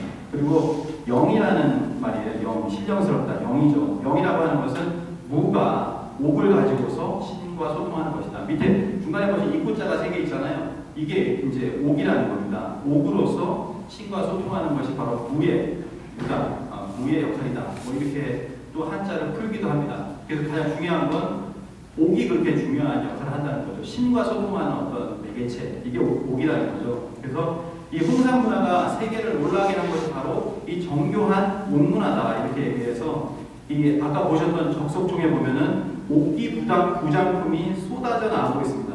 그래서 옥이라는 것은 영생불멸, 하늘의 신성을 상징하기 때문에 홍산 사람들은 옥을 고귀한 신물을 나타내는 장신구, 신물 이런 것의 소재로 사용했다라고 합니다. 근데 이 옥이요 이렇게 얘기를 합니다. 옥에 1.5cm 구멍 하나 뚱 뚫는데 실험 결과 이걸 가지고서 이제 논문을 내신 분이 있어요. 근데 31시간이 나온다라고 얘기합니다. 옥에 물에 옥가루를 뿌려가면서 이렇게 해가지고 1.5cm 뚫는데 31시간. 그러니까 이거는 뭐냐면은 옥을 만드는 장인은 이것만 한다는 거죠. 분업이 있었고 그리고 다른 사람들은 농사를 짓고 해서 어떤 그런 형태가 갖추어진다는 겁니다. 그것을 이제 국가로 가지고 얘기할 수 있겠죠. 그래서 이런 작업 시간만 31시간이 걸렸다. 그렇게 만든 것이 바로 이 옥기라는 겁니다. 이게 8,000년 전부터 옥기를 사용을 했다라고 하고요. 8,000년 전에 옥이 어디서 나왔냐면은 아까 그 홍산문화, 광해의 홍산문화에서 두 번째 8,000년 전에 흑융화라고 하는 곳이 있습니다. 흑융화, 뭐 이게 식융화라고도 하는데요. 그런 얘기도 있어요. 왜 중국이 우리가 한국 외교를 1992년에 맺잖아요. 맺으면서 딱 그때 단서를 남기고 있습니다. 흑융화라고 읽지 말고 식융화라고 읽어다오. 이렇게 좀 표기를 해달라. 상해라고 하지 말고 상하이라고 해라. 이런 식으로 표기를 하라. 라고 이렇게 했거든요. 그렇기 때문에 그렇게 되면 우리가 그들의 한자를 잘 모르잖아요. 뭐 그런 얘기도 이제 여담으로 들을 수 있고요. 그래서 흑융화라고 하시면 됩니다. 흑융화구나. 그래서 8,000년 전에 흑융화구가 그 귀걸이를 했다는 거예요. 이렇게 가장 오래된 귀걸이가 있었다라고 하는 것이죠. 그래서 흑융화에 보시면은 귀 쪽에 보면 이렇게 귀걸이가 같이 이렇게 묻어 있습니다. 근데 흑융화 그리고 그 옆에 또 사해 문화가 있거든요. 흑융화 사해 문화 이것은 또 지금은 하나로 보기도 합니다. 거의 비슷하다. 흑융화와 사해는 흑융화 사해 문화 그리고 강원도 고성의 문화미 이렇게 됩니다. 이게 영상을 하나 보시면요, 국립중앙박물관이에요. 국립중앙박물관에 가보시면 이렇게 이게 옥기가 여기 고성 문화미죠. 옥기가 있습니다. 옥 귀걸이가 있거든요. 근데 이거 화살표가 하나 딱 그려져 있어요. 이 화살표가 뭐냐면 아까 보셨던 흑융화 사해에서 고성 문화미까지 이렇게 보여주는 그 화살표입니다. 잠깐 이렇게 조금만 보시면요. 자, 여기 보시면 가장 중요한 게 여기 가운데 있는 옥기걸입니다. 옥기걸이, 옥결이라고 하는데요. 중요한 것은 화살표거든요. 화살표를 보시면 지금 저 옥기걸이가 있는 곳은 뭐냐면 고성 문화미입니다. 여기 유물들이 많이 나오고 있는 고성 문화미인데요. 페이지는 46페이지 잠깐 보도록 하겠습니다. 46페이지 보시면 여기는 화살표 표시가 되어 있지만 사실 저희도 박물관을 여러 번 오면서 여기를 지나쳤어요. 여러 번 몇 년간 지나치다가 그러다가 어느 순간에 저기 저거구나. 여기서만 이걸 설명할 수가 있으니까 저기 화면 보시면은 여기도 있고 번호를 보시면 이 지역을 저 화살표 그 지역을 뭐라고 하냐면 흑융화 사해 지역이라고 합니다. 흑융화 사해 지역이라고. 제가 이걸 틀었냐면요. 아까 말씀드린 대로 몇 년간 박물관 가이드를 했는데 이걸 못 봤어요. 그 정도로 이렇게 설명을 안 해주고 화살표만 딱 하나 해놨거든요. 근데 여기만 요 장소에 옥 귀걸이 있는 여기만 홍산 문화를 소개할 수 있습니다. 국립중앙박물관에서 유일하게.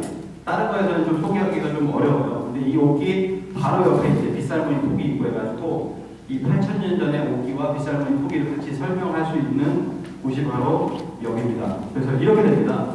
흑룡화 사해에 있는 옥이라고 하는 것은 어디서 가져오냐면 여기죠. 수암이라고 하는 압록강 위쪽에 수암이라고 하는 곳에서 450km를 어떻게 했는지 모르겠습니다. 아마 말을 타고 이렇게 했든지 아니면 굉장히 오래된 시기이기 때문에 뭐 걸어서라든지 어쨌든 수암에 있는 옥을 가지고 가서 그걸 가지고 옥 귀걸이를 만들었다는 거예요. 또 다른 옥기를 만들었다는 겁니다. 근데 이것이 어디에 쓰이냐면 우리 고성 문화미도 그대로 쓰이는 거예요. 그래서 이 지역이 뭐냐면은 좀 전에 보셨던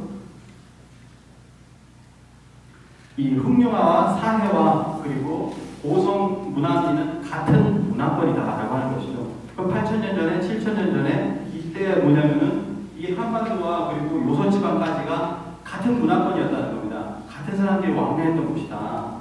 뭐 같은 한 국가라고 볼 수도 있겠죠. 예, 그렇게 얘기할 수가 있겠습니다. 흑룡화 사해 고성 문화미입니다. 이렇게 되고요. 그래서 흑룡화가 있고 그 다음에 고성 문화미도 8,000년 전이고요. 그리고 아래쪽으로 내려가면 여수 안도리 여수 지방에도요. 이게 똑같은 옥결이 나옵니다. 조금 떨어진 6,000년에서 5,000년 전 이렇게 나오고요.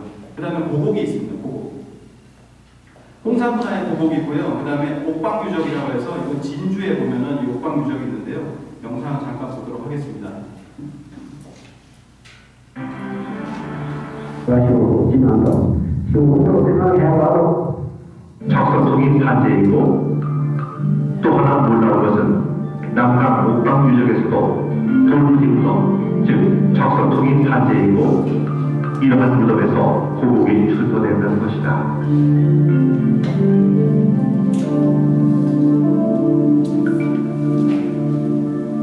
특히 이곳에서 출토된 황옥제 고곡은 부드럽게 굽은 유연한 모습이 홍산문화에서 출토된 고곡과 비슷한 느낌을 준다.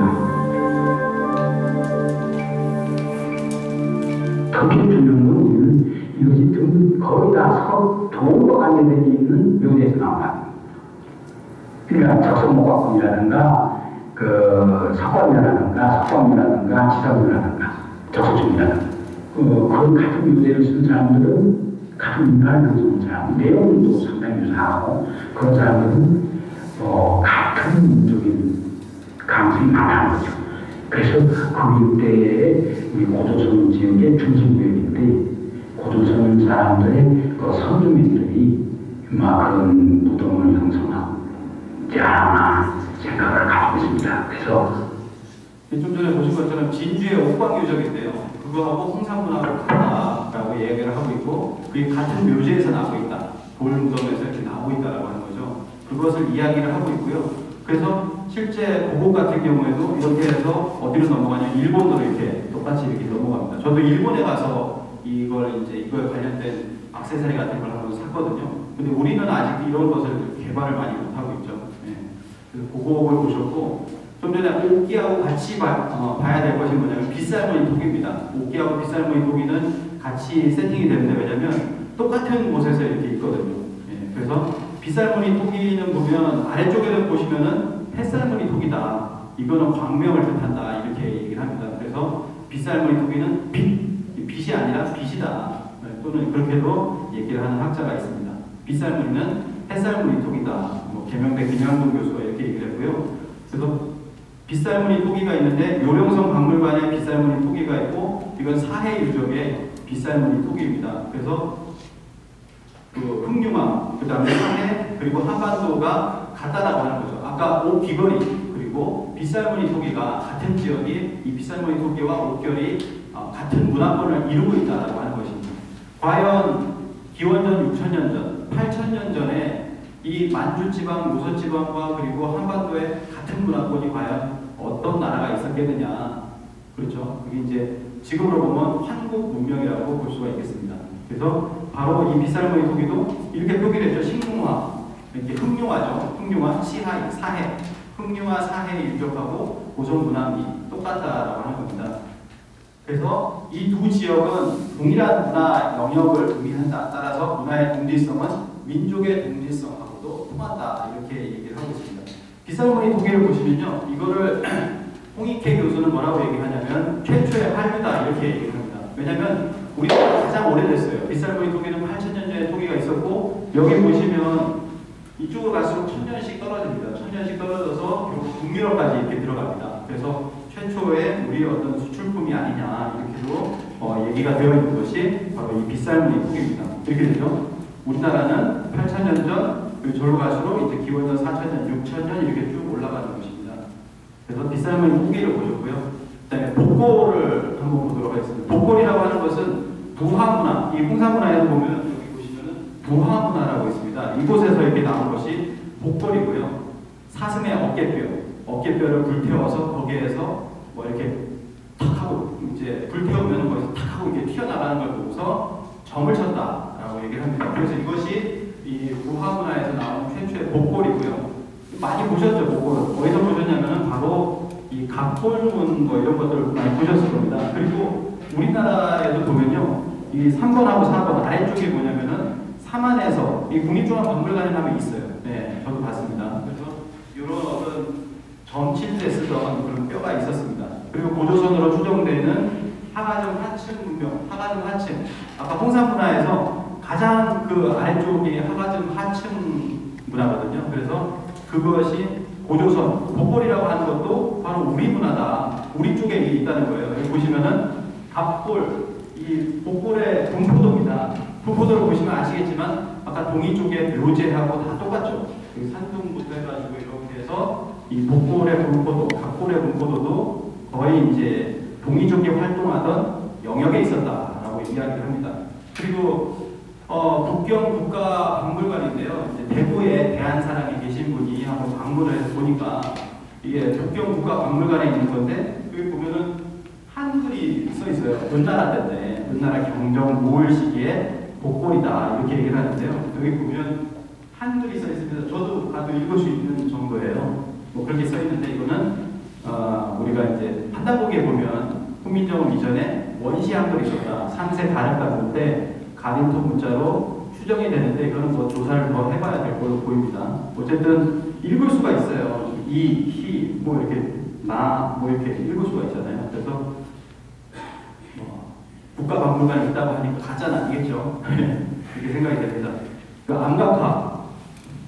유화문명이 발굴되는 중국 적공시에서 발견되는 암각화가 국내에 하나, 뭐 이게 여러 번 타고 이제 갔다는 거예요. 자, 보시면은 요게 이제 유화문명에서 발굴되는 그 암각화입니다. 이제 암각화가 뭐 이거하고 같다라는 거죠.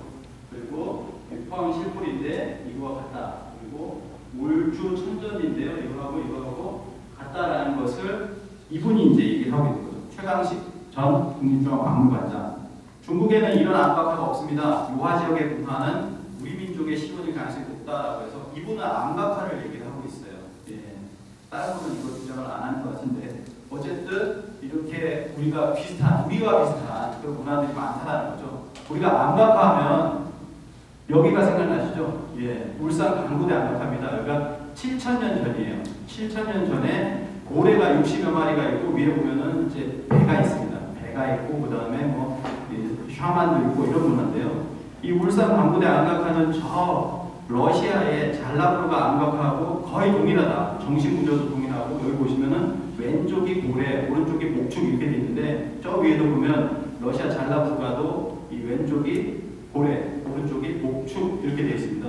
그래서 이거를 이제 그쪽에 러시아 학자도 신기해해요. 어떻게 이렇게 먼 거리인데 갇힐 수가 있는가? 이렇게 먼 거리거든요. 여기가 울산 강구대 암각화고요. 러시아 잘라브르가 암각화입니다. 이렇게 갔을지 모르지만 우리가 7,000년이고 1,000년이 느린 곳이 바로 러시아 잘라브르가. 그러니까 우리 민족이 어디로 이렇게 고래잡이를 하면서 이동을 했든지 아니면은 어떤 이동을 했을 것이다. 우리가 8,000년 전에 아까 그 빗살무늬 토기를 보면은 우리에서부터 저 북유럽까지 가잖아요. 그러니까 대륙으로 갔을 수도 있다고 이렇게 보여집니다. 암각화가 똑같다라는 거죠.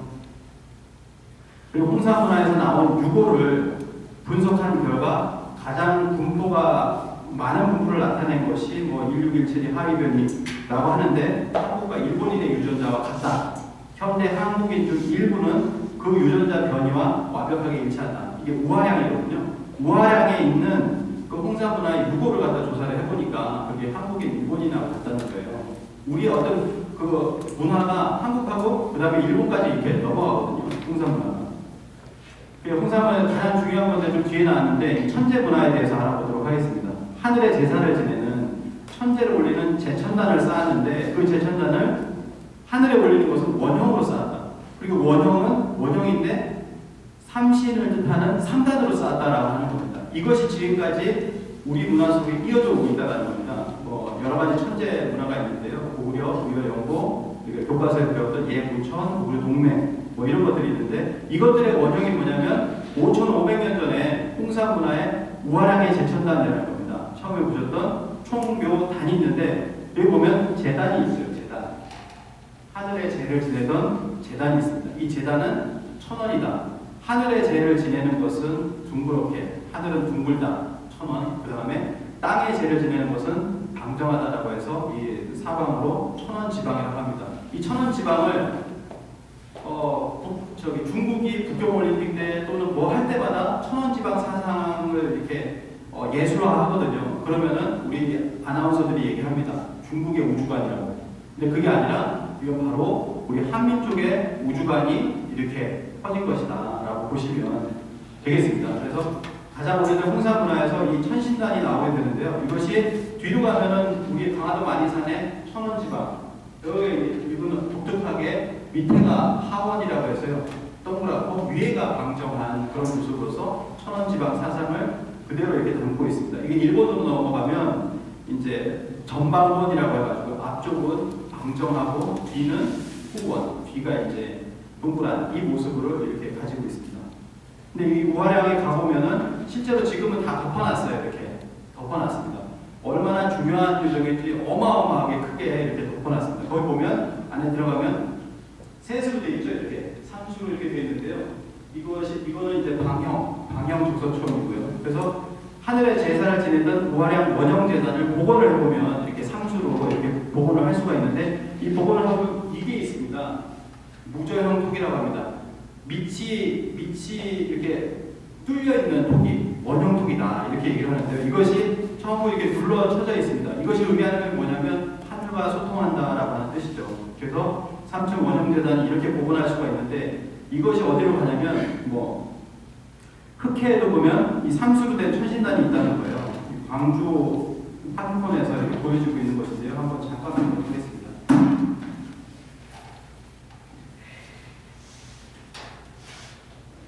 그러면은 인류 4대 문명으로 바로 그것의 근원이 되는 동북아의 소위 홍삼 5,500년에서 지금 한 9,000년까지 나오는 진정한 인류의 신석기 문명 원형문화 홍삼문화의 전체 광역을 보면은 그것이 19,000년까지 해가지고 광역 홍삼문화 시대는 9,000년 전까지 가는데 여기 보면은 이제 총묘단이 이렇게 나왔지만은 원형에 천신단이 나온단 말이야. 거기다 그래서 복원하고 보면은 3층 계단으로 되어 있는데 저게 러시아의 그 서부를 가지고 있고 제가 러시아 황금 때도 잠깐 해드렸는데 러시아 역사가 우크라이나에서 시작했거든요. 한글과 가보면은 홍삼문화 이쪽하고 구조가 똑같아요. 둘레에다 이렇게 띄우고 있는 한의와 같은 거 모양들이 좀 다르지만 그거는 저게 삼단으로 있고 저부에서 천재를 진행이 되냐. 그리고 가장 중심에는 무엇이냐. 1015년 하늘의 신장 하나님의 말 본래 우리들의 마음 영원한 우리들의 배우고 광명의 그 마음 그걸 상징해서 그 마음 그 속에 천신을 모시고 그 신관하는 인체 그 신의 뜻과 꿈을 이룬 주인이 바로 우리들 강자입니다. 이것은 신성하게 우리는 신성하게 우리는 인간의 본래 모습을 본래의 그 진리 가르침으로 정의를 하는 것입니다. 그래서 이 천재 문화가 바로 한국인의 9,000년 전통 하나님 문화의 근본 생활 신앙입니다. 이 고유 문화 행사인데 네, 이 그 삼원 천신단이 이제 북경 천단공원의 원구단과 이렇게 동일합니다. 그래서 우화량 재단과 같이 삼수로 구성이 되어 있습니다. 북경 천단공원에 가시면요. 그리고 우리 그 동계 올림픽 때도 보면 이 삼수로 된 원형 재단을 이렇게 구성을 했어요. 사실은 이거 이제 그냥 보시는 분들은 그냥 보시지만 천원 지방에 그 천재를 지내던 그 모습을 이렇게 보여주고 있다고 보여집니다.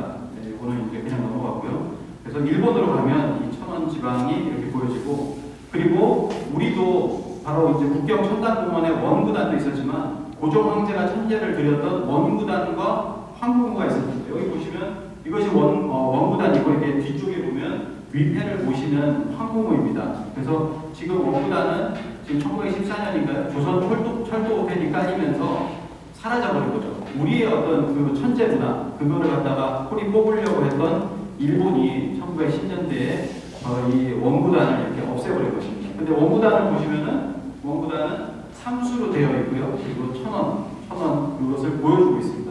그래서 이제 이렇게 종묘 사직, 그리고 황구단이 있고요. 이렇게 원구단이 이렇게 있습니다. 그리고 원구단이나 그 천신단을 보면 그 천신단에는 원통형 토기, 아까 보셨던 원통형 토기가 있다는 것이죠. 이렇게 보면 원통으로 이렇게 돌려 있습니다. 그래서 원통은 무저형 토기라고 해서 빛이 없어요.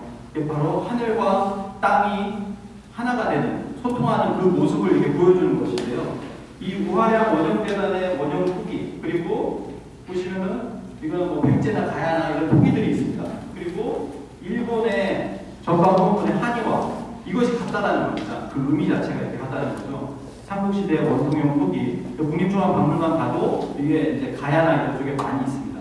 그리고 한의와 토기로 둘러싼 스프리야마 부분, 일본 부분에 가시면은 이렇게 한의화로 둘러싸여져 있는 것이 홍상문화의 이 원형 천신단과 동일하다는 것이죠. 이렇게 고분군들이 있고요.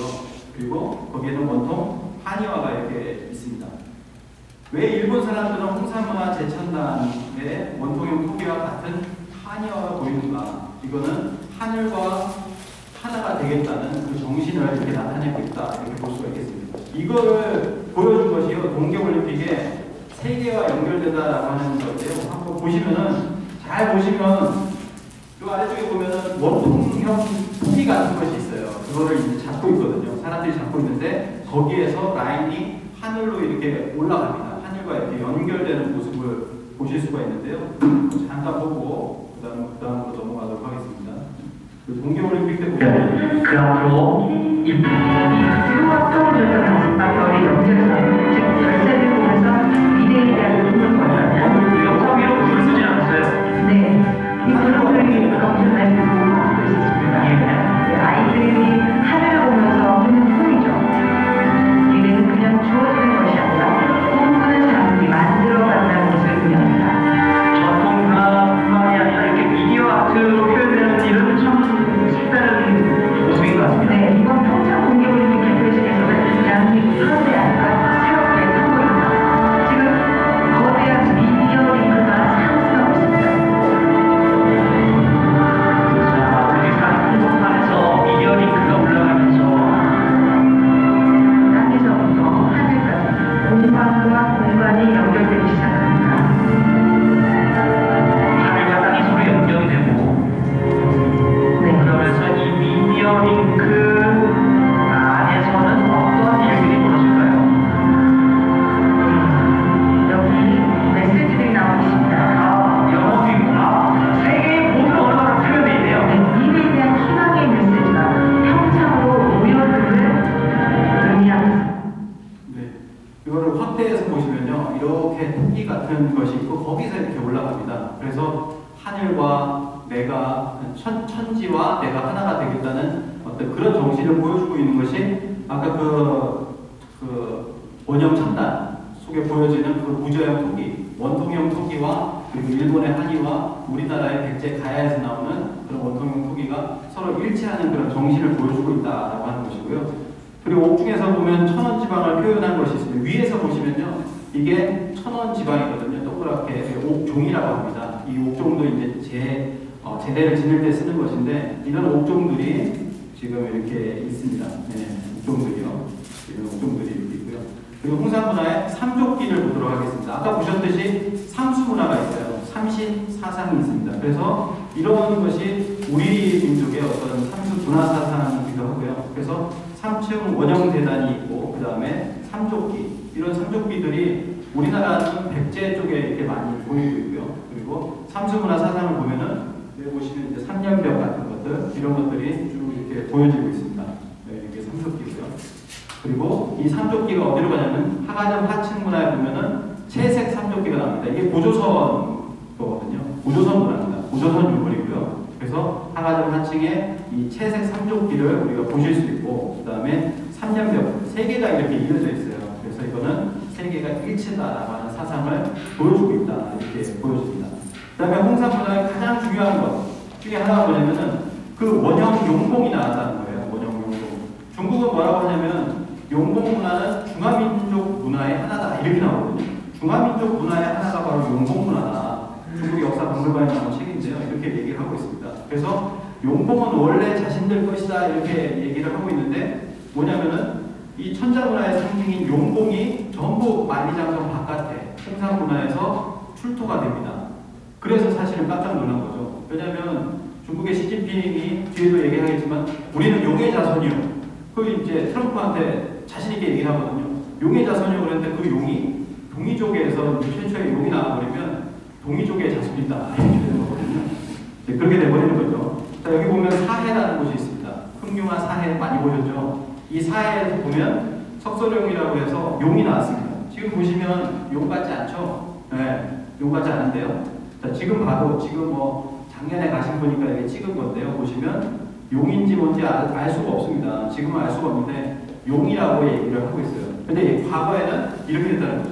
실제로 용과 같이 있었는데 지금은 좀 흩어졌다 또는 밑으로 묻었다라는 얘기도 있어요. 그래서 1982년에 발견했을 때는 용은 완전한 형태였다. 그래 용이 흩어져서 지금은 본래 모습을 찾기 어렵다 이렇게 얘기를 하고 있습니다. 이것이 이제 뭐 중화 제1용의 2차니까 뭐 제2용 정도가 되겠죠. 그래서 아래쪽으로 내려가서 여기 보면은 한쪽이 용이잖아요. 이쪽이 용입니다. 여기는 호랑이겠죠. 용호, 좌청용 500호. 그래서 중국은 보면 사신도로 발전하지 못하고 좌청용 500호 여기에서 그쳤다라는 얘기가 있거든요. 그리고 중화 제1용 실제로 1971년에는 이게 중화 제1용이었는데 그 뒤에 이제 석소령이 발굴이 되면서 중화 제1용에서 떨어졌죠. 그렇지만 이것도 뭐냐면은 바로 이 홍산문화에서 발굴이 되잖아요. 그러니까 모든 용, 최초의 용들이 1등, 2등, 3등 뭐 전부 다 이쪽에서 나오니까 바로 이제 난리가 난 거죠. 우리가 용의 자손인데 용이 저쪽에 있으니 어떡하냐 이걸 잡아야 된다라고 해서 바로 그런 것이죠. 여기 보시면은 영상을 또 하나 보도록 하겠습니다. Восток был все-таки минимальным. Как раз то, что такие символические вещи из Хуншана попали в Китай, ну, это очень важно. Скорее влияние Северо-Востока на центральную равнину очень много, да? Вот. Может быть, связи были достаточно и тесные. 용의 민족이 따로 있다라는 얘기를 이렇게 러시아 학자가 이렇게 얘기를 하고 있습니다. 뭐 이분이 얘기하지 않더라도 이제 아시겠지만은 용의 민족이 따로 있다. 네, 그거는 중국 한족이 아니라 실제로 용의 민족이 바로 우리 민족이었다는 거죠. 그래서 이런 용의 최초의 용들이 전부 다 여기에서 이렇게 나왔다라고 하는 겁니다. 근데 이번에 가서 뭐라고 했어요? 우리는 용의 후예다 이렇게 얘기를 했잖아요. 영상 이거는 30초 정도 되니까 한번 이렇게 보시죠. 그 시진핑이 트럼프를 만났을 때 역사 대화를 이렇게 나누는데 2017년 11월 5,000년 역사를 갖고 있는 거죠. 중국 역사는 기록상으로 3,000년이 넘습니다. 그러면은 이집트 문명이 오래됐겠네요 이렇게 얘기하는 거죠. 그러니까 좀 기분이 나빠졌어요. 우리는 문화가 끊어지지 않고 이어졌다 이런 얘기를 하고 있습니다. 오직 중국뿐이다 이렇게 얘기하죠.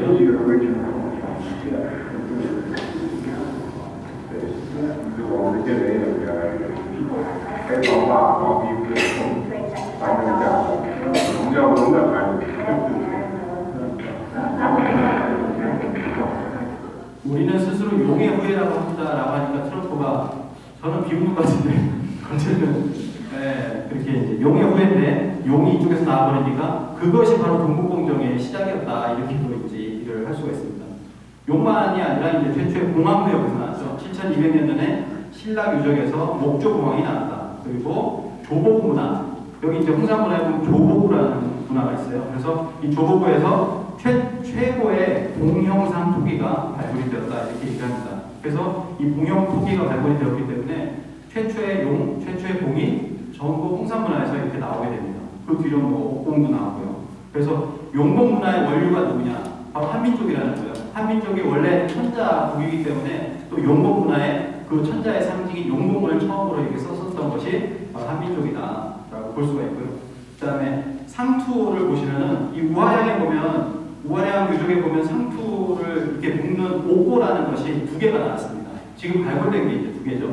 그래서 5000년 전에 상투를 튼 옥고가 나왔다라고 하는 것입니다. 여기 보시면 이 옥고는 아까 그 천신단의 무저형 토기와 그 뜻이 같다, 정신이 같다라는 거죠. 하나로 통해 있다는 거예요. 천지와 하나로 통해 있다라고 하는 것이고요. 이 옥고가 여기에서 발굴이 됩니다. 우화량에서 여기 나오고 그 옆에도 이제 하나가 있어요. 그래서 이 지역에서 옥고가 나오게 됩니다. 그래서 상투를 떴다. 이 상투라고 하는 것은 뭐냐면은 하늘로 이렇게 올려서 하늘에 있는 북두칠성에 있는 하느님과 내가 하나가 되겠다는 그 정신이 바로 상투다. 그래서 상투는 상두고 상두는 북두다. 북두칠성과 하나가 되는 것이 바로 상투문화이기 때문에 이 상투문화는 지금 전 세계에 퍼져 있지만 이 상투문화를 5000년 이상 그대로 이어온 것은 우리 민족밖에 없습니다. 쭉 이어왔죠. 지금까지 쭉 이어온 겁니다. 잘 보시면 금관이라는 것이 상투문화입니다. 그 안에 이제 상투를 쓰고 있으니까요. 그리고 그 밖에 쓰는 이 관모에도 그 상투문화입니다. 상투를 띄고 있는 것이고요. 그리고 여기 보시면은 백제 금동관인데요. 백제 금동관을 보면 하늘에 수신을 갖겠다는 수신기도 있어요. 보이시죠? 네, 수신기도 있습니다. 그리고 하늘과 통하겠다는 통청관, 보려는 통청관이죠. 그래서 이 상투가 미국으로도 이제 인디언들이 이렇게 넘어옵니다. 우리는 상투를 우리 스스로 자른 적이 없다. 1905년에 일제에 의해서 자존심과 기업을 모두 비난받고 짓밟혀가지고 상투를 이렇게 끊게 됐습니다. 네, 그렇죠. 여기에는 우리의 정신이 담겨져 있다는 겁니다. 상투 문화는 그래서 칠성 문화다. 또 하나는 뭐냐면요, 이것도 굉장히 중요한 편발개수라고 합니다. 자, 우리가 흑룡화 문화에서 이 흑룡화 문화에서 뭐가 나왔냐면 도소남신상이 나왔거든요. 중화 제일 뭐 이렇게 얘기를 하는데 도소남신상이 나왔습니다. 주문을 읽고 있는 모습에 나왔는데 지금은 주문보다는 이 위를 보시면요, 편발개수라는 풍습이 있다는 거죠. 조선왕조 실록에 보면 뭐가 나오냐면 단군은 우리 동방의 가장 최초의 성인으로서 역사에 편발개수의 제도를 제정하였다. 이렇게 얘기하거든요. 편발개수라고 합니다. 이게 뭐라고 나오냐면 단군이 백성들에게 편발, 머리를 따서 머리에 얹는다는 거예요. 근데 그 머리를 따서 머리에 얹은 남신상이 나왔습니다. 흑룡화에서 나왔거든요. 그리고 이것도 빼도 박도 못하는 우리 문화다. 이게 단군세계에 보면 어떻게 나오냐면 2세 부르단군 때 이렇게 나옵니다. 백성들로 하여금 편발개수 이렇게 나오잖아요. 단군세계 2세 부르단군이면 언제냐면 4200년? 4300년인가요? 그때 전이죠. 4300년 전에 바로 백성들로 하여금 머리카락을 따서 머리를 덮도록 한다라고 하거든요. 네, 편발개수. 이런 문화가 나왔는데 이런 유물이 나왔어요. 그러니까 이 유물들을 해석할 수 있는 것이 환단고기에 있다라고 하는 겁니다. 이 유물을 해석할 수 있잖아요. 이 편발개수를 해석할 수가 있습니다. 네. 그리고 이제 채도 문화, 그림 조복 문화에서 제일 먼저 돼서 이제 중원으로 내려갔다는 거고, 이 채도도 중원이 먼저가 아니다. 홍산 문화가 먼저라는 겁니다. 그래서 앙소 문화로 이렇게 내려갔다. 그리고 이것이 하가전 하층의 고조선 채색 토기, 아름다운 채색 토기로 남아있다라고 하는 것이고요.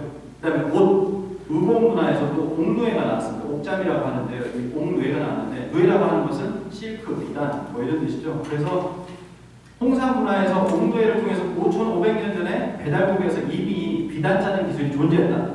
근데 이것이 환단고기 삼성기에 보면 뭐라고 나오냐면, 비서갑의 초대 단군 안건 깨서 하백의 따님을 맞이하여 황으로 삼고 누에치기를 맡겼다. 이렇게 나오거든요. 누에치기를 초대 단군 왕건께서 맡겼다라고 하면은 그건 이미 자신 그 초대 단문왕국 이전부터 누에치기가 있었다는 거죠.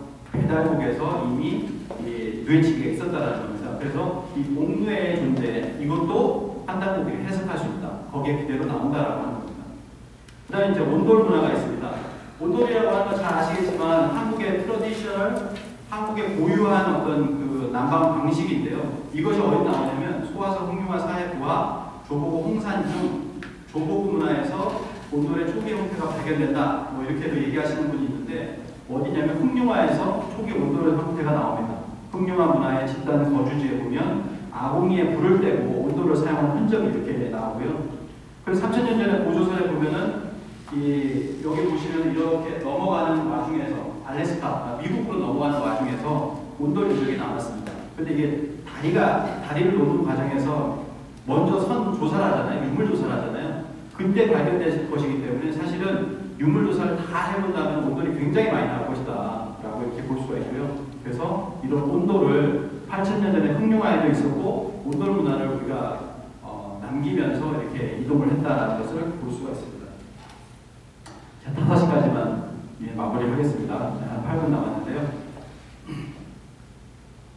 그래서 이게 이제 9000년 전에도 보면은 이게 집신, 이게 9000년 전 집신이거든요. 그래서 이렇게 해서 오리건주를 해가지고 미국으로 이렇게 넘어온 모습을 볼 수가 있고, 저 모소풀이, 그 다음에 상투, 상투, 인디언 상투가 있죠. 그래서 미주의 원주민, 저도 이제 이번에 이제 인디언 문화 박물관을 여러 번 갔었는데요. 거기 가 보면은 친밀감을 많이 느껴요. 그리고 실제로 DNA 조사를 해보면 1% 정도가 있다고 합니다. 한국 사람이요.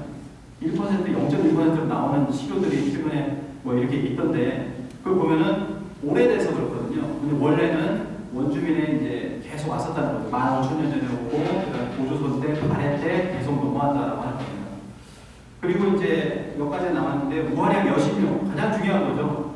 저 위에 보면은, 여기가 이제 무화량에 보면은 산으로 올라가야 됩니다. 능선을 이렇게 올라가게 되면, 그러면은 여신이 있고요. 여신묘가 있습니다. 이렇게 있고, 세 군데를 보여줘요. 여기 가시면은 박물관을 가야 되고요. 근데 지금은 문 닫혀 있다고 합니다. 최근에 가신 분이 문이 닫혀 있다. 그리고 여신묘가 있고 문이 닫혀 있어요. 지금도 다 공사 중입니다. 왜 그런지 모르겠지만. 그리고 우화량 원형재단 이렇게 세 군데를 갈 수가 있게 이렇게 해놨습니다. 그래서 여기 보시면은 여신묘가 있는데요. 여신묘는 이렇게 되어 있고요. 7신이 나왔어요. 여기 7 여신이 있는데 그 크기가 이제 뭐 이렇게 사람보다 2배, 3배도 있더라 해서 7신이기 때문에 이것도 여성 칠성신이 아니냐 이렇게도 이제 얘기가 되어지고 있습니다. 그 중에 뭐냐면은 이렇게 수행을 했다는 거예요. 반가우절하고 이게 온돌문화거든요. 네, 온돌문화고요. 그래서 이 여신으로 봤을 때 한단국의 질시성이 높다 이렇게도 이제 얘기를 하고 있습니다. 여신상이 나왔는데 여신상과 함께 나온 것이 뭐냐면 곰토뼈예요. 그리고 곰 장신구입니다. 곰발바닥이에요.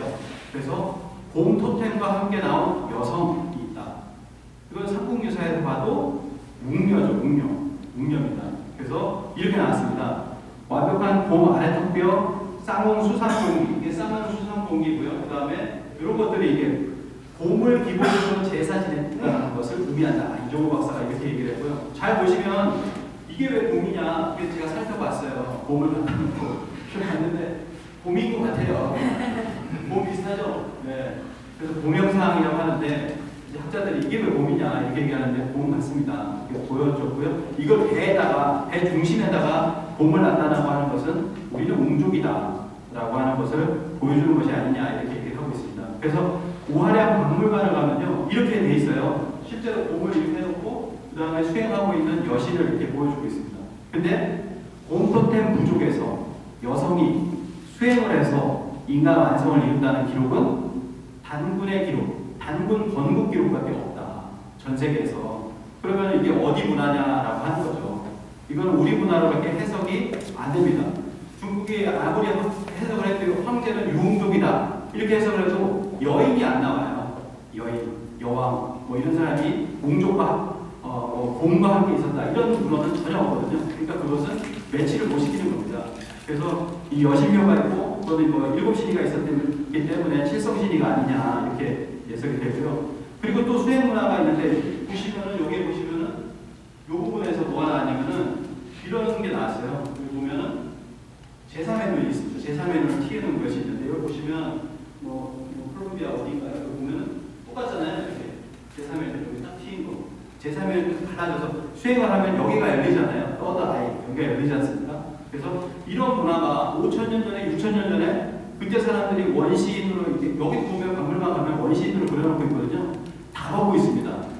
영상을 보시면은 다 벗고 있는데 그런 것이 아니라 이제 수행을 해가지고 제3의 눈을 튀고 하는 그런 문화가 이 5,000년 전, 6,000년 전에 있었다라고 하는 것이죠. 그래서 이 흑룡화 유적을 가보면은 두 손을 마주 잡고 주문을 읽고 있는 모습인데 이게 5,300년 전이다 그러면은 단군조선 때도 아니에요. 그 이전입니다. 그냥 배달국이라는 거죠. 배달국 환웅 시절인데 그러면 환웅 시절에 주문을 읽었다는 기록이 있냐? 우리 문헌에는 그게 있죠. 삼국유사에도 보면 그게 그 환웅의 어떤 주문을 읽었다는 얘기가 있고 여기 보시면은 이게 주문을 읽는 겁니다. 이게 중국에서 뭐라고 하냐면 휘파람을 불고 있다 이렇게 얘기를 해요. 그렇게 얘기하는데 가지런히 손을 잡고 그리고 위에 보면은 백회가 뚫려 있어요. 백회라고 하죠. 이제 여기 명상하시는 분들이 백회라고 하잖아요. 뚫려 있습니다. 네, 그래서 5,000년 전에, 6,000년 전에 주문 수행을 한 기록이 어디에 나와 있냐?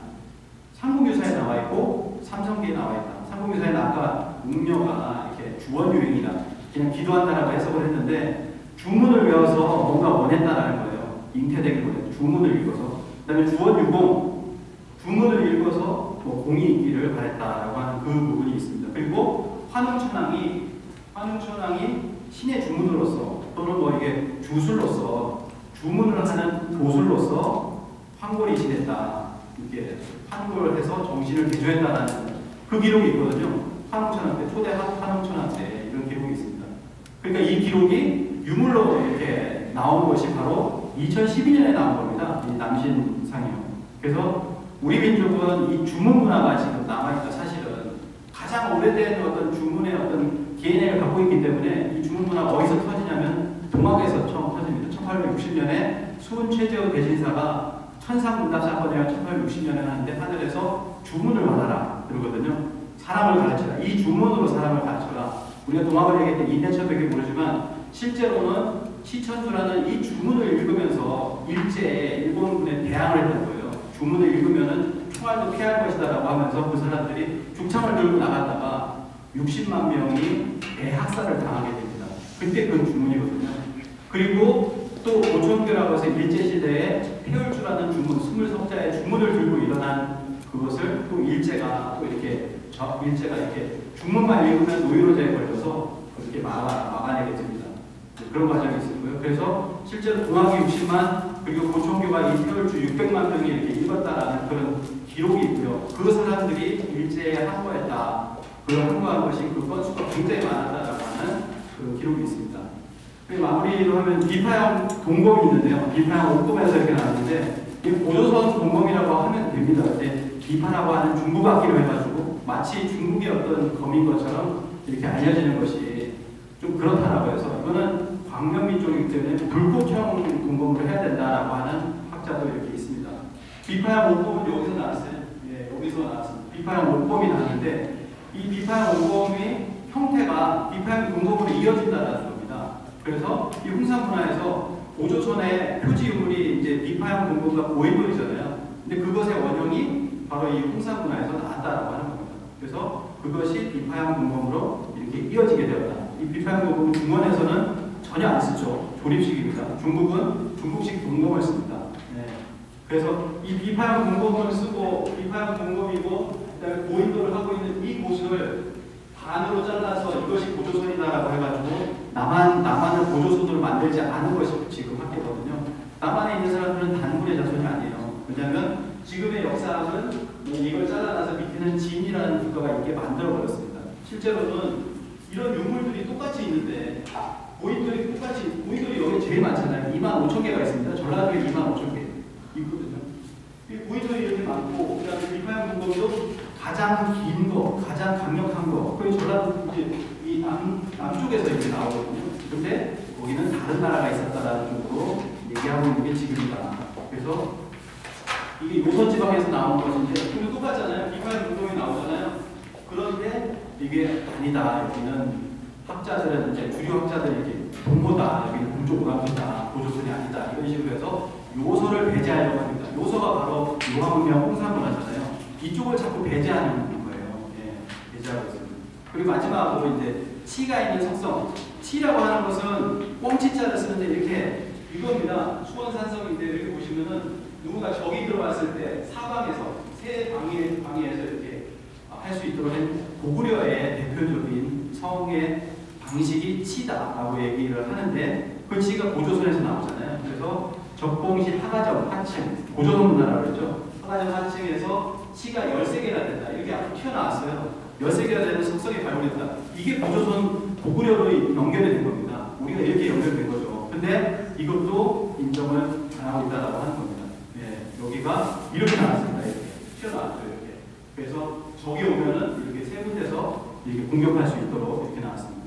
그게 이렇게 숨어 있어요. 여기 박작성인데요. 제가 이제 한 10여 년 전에 갔었는데 보면 이렇게 툭 튀어나와 있잖아요. 고구려성입니다. 근데 고구려성은 뒤로 가 있고 앞에는 명나라 산성을 이렇게 앞에 내세우는 중국이 이렇게 내세우고 있고요. 그래서 정리를 하면 지금까지 했던 거 홍산문화의 주인이 한국인의 조상인 그 근거는 이렇게 있습니다. 제가 이렇게 세보니까 25가지더라고요. 지금까지 말씀드린 게 25가지 정도를 말씀을 드렸는데 이래도 아니라고 하겠느냐라고 하는 정도로 이렇게 말씀을 이렇게 드렸습니다.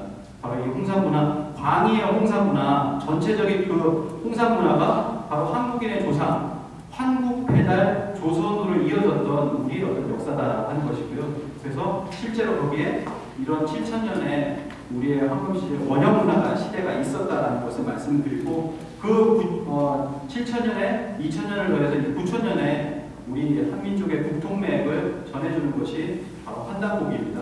이 한단곡이고요. 그리고 지금 한단곡이 북콘서트의 유튜브 영상으로도 한 20몇 편이 나와 있어요. 사실 공부를 하시면은 책 읽기도 보시면 책과 함께 이 한단곡이 북콘서트를 많이 보시면 좋을 것 같아요. 최근에 러시아 한단곡이 환국을 알 수 있는 러시아 한단곡이 북콘서트, 그 다음에 최근에 방영을 하고 유튜브에 올라간 카자흐스탄 한단곡이 북콘서트, 그리고 아까 보셨던 단군조선을 정리한 강화도 한단곡이 북콘서트와 그리고 연세대 한단곡이 북콘서트를 꼭 보시면 좋을 것 같습니다. 그리고 최근에 이제 가장 한단곡에 관해서 가장 잘 이제 뭐 위서다, 의문난다 이렇게 생각을 하시면 광주 한단곡이 북콘서트를 검색해서 꼭 이렇게 보시면 좋을 것 같습니다. 그래서 마지막으로 말씀드리면 홍산문화만 있는 것은 아닙니다.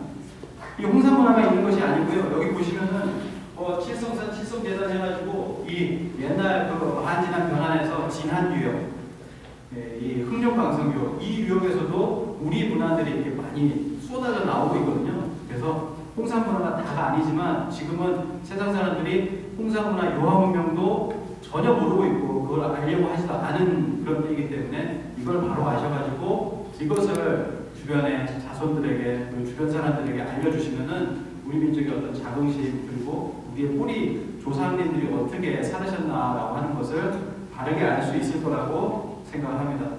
예, 이상 마치겠습니다.